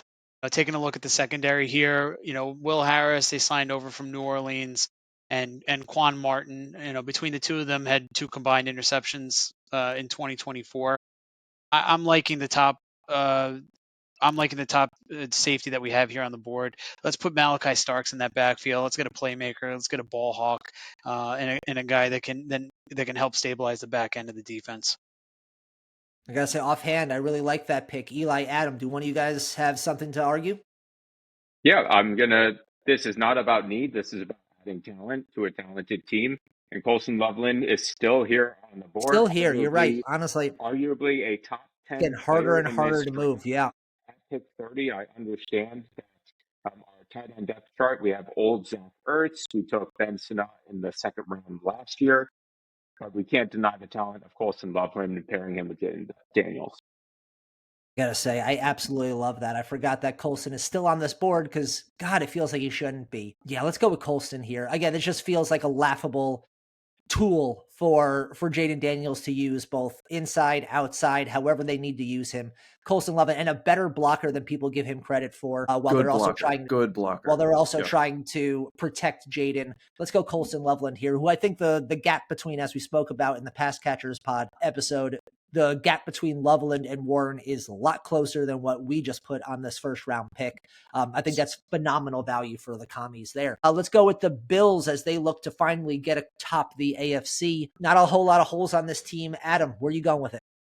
Yeah, I think that's an important point. There's not a whole lot of holes on this team. And when I look at their defense, I started with their D line. And their D line, they don't have a whole lot of huge defensive tackle run stuffers.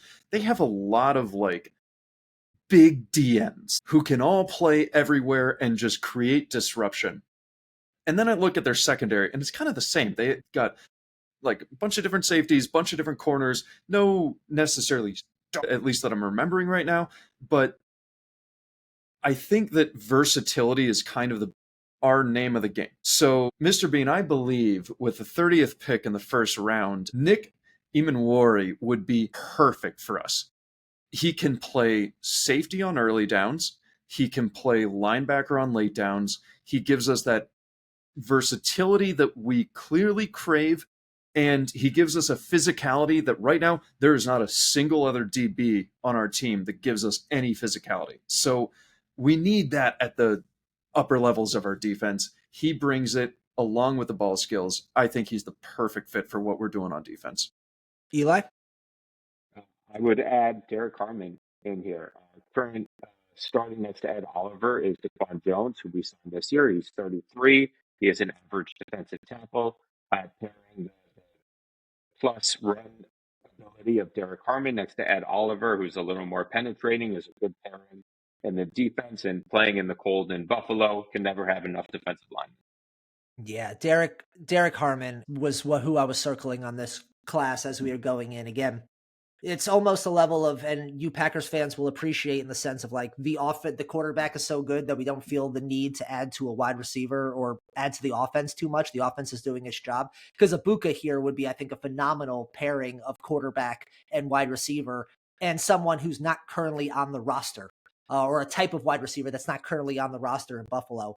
But at the same time, like with Rodgers for however many years in Green Bay, the offense is moving. The defense is what's going to need to step up against Kansas City, against Cincinnati, against Baltimore. That's how they're going to get to the Super Bowl. So give me Derek Harmon on the defensive line. Hold on, I gotta say, Derek Harmon. I disagree. Yeah, I disagree. And I agree with Damon. I think we need a safety in the back end. You cannot rely on DeMar Hamlin to play free safety for this defense much longer. I think the defensive line is small by design.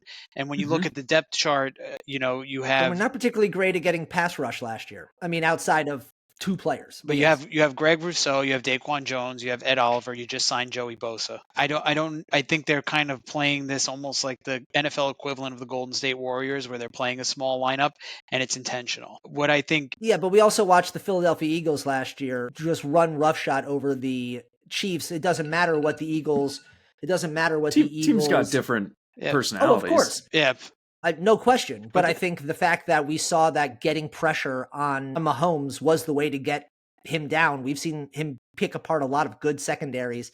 You put him on the ground, he can't do much. I think this is where the conversation is. I don't know how much I agree with that, considering that in the Super Bowl, the Eagles only sent 4 rushers.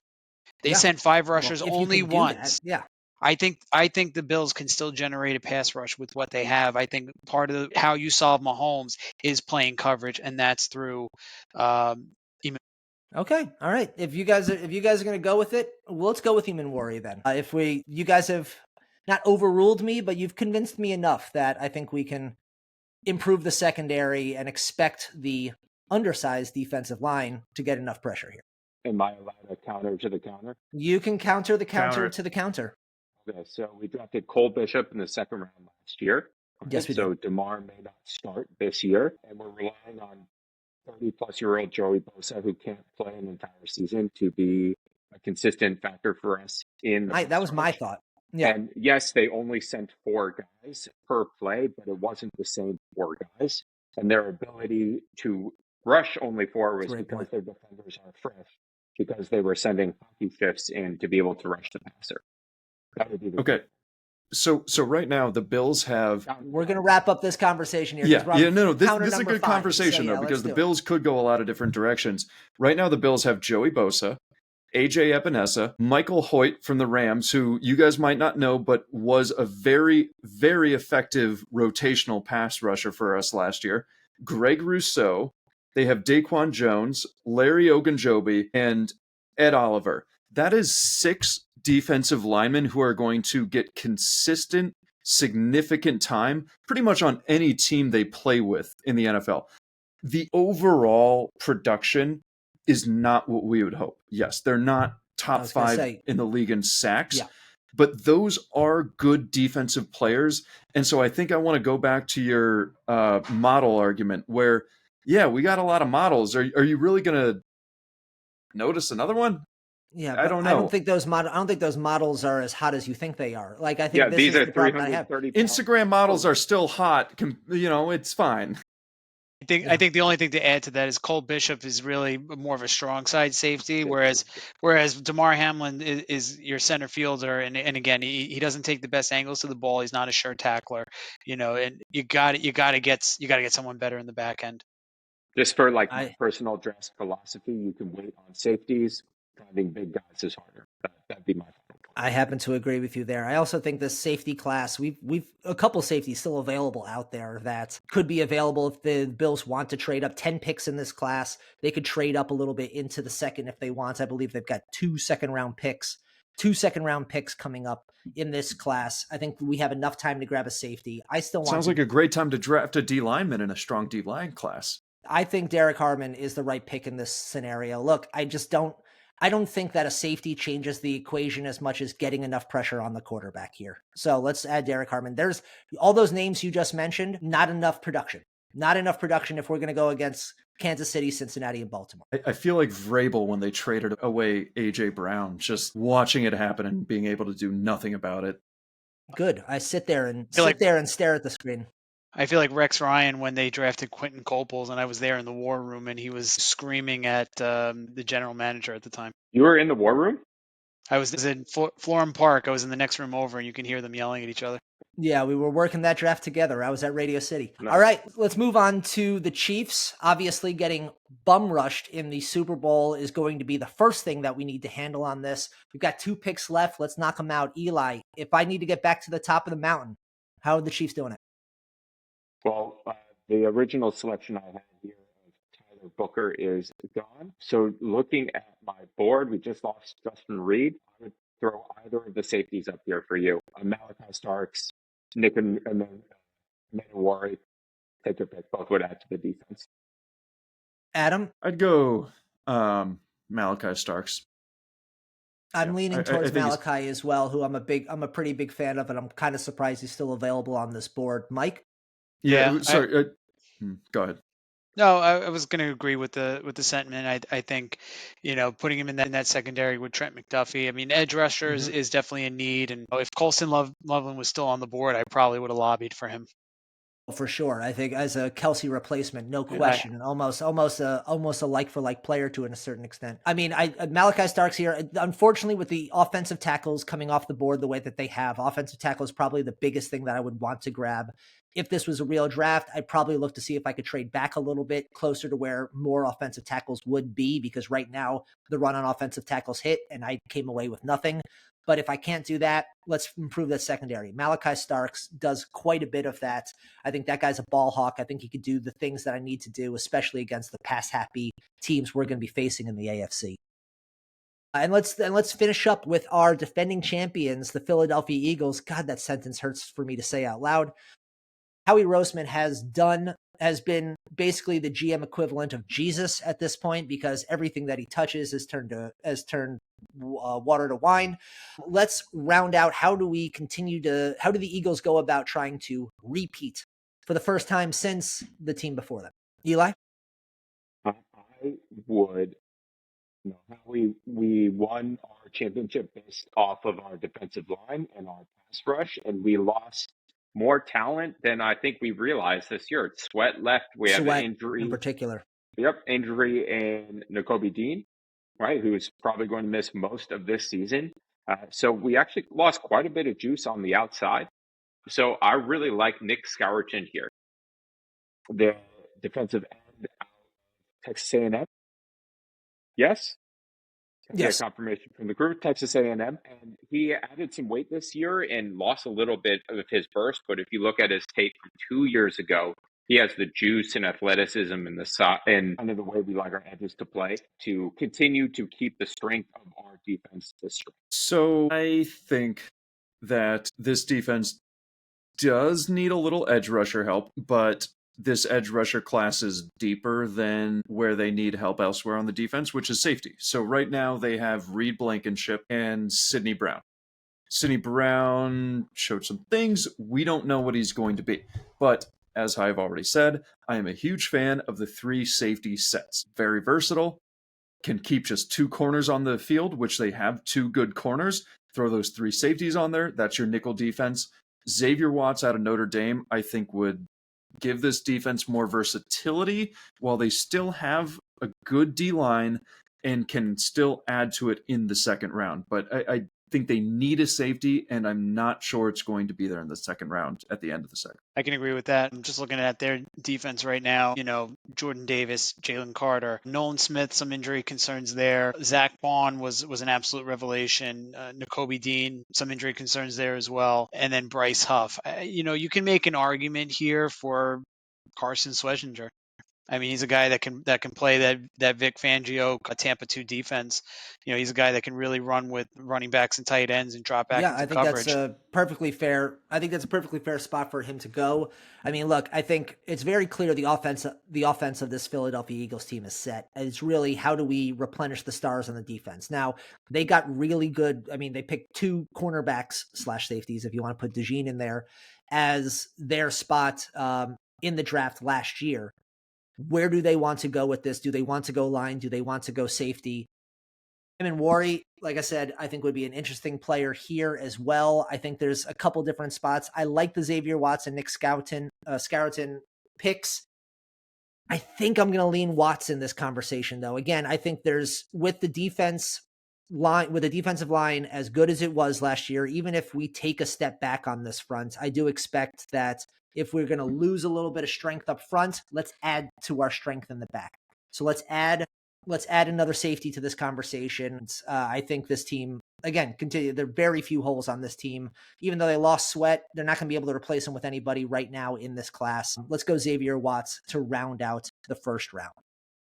And guys, this was a labor of love, but it was a lot of fun. Thank you for everybody out there who gave a listen to the full episode. Please let us know on Twitter because we'd love to shout you out in a future episode here. We'll send you some But that swag. just about finishes up our show for today.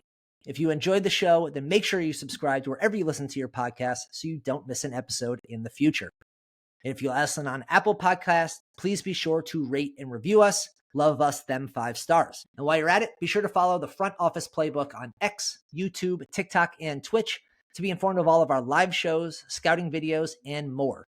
So stay up to date on everything happening around the NFL and its impact on your team. Be sure to check back in soon for a brand new episode, and be sure to reach out to us on X to tell us what topics we should tackle next. So until next time, for Adam, Mike, Eli, and myself, go enjoy the real draft, and as always, thanks for the listen.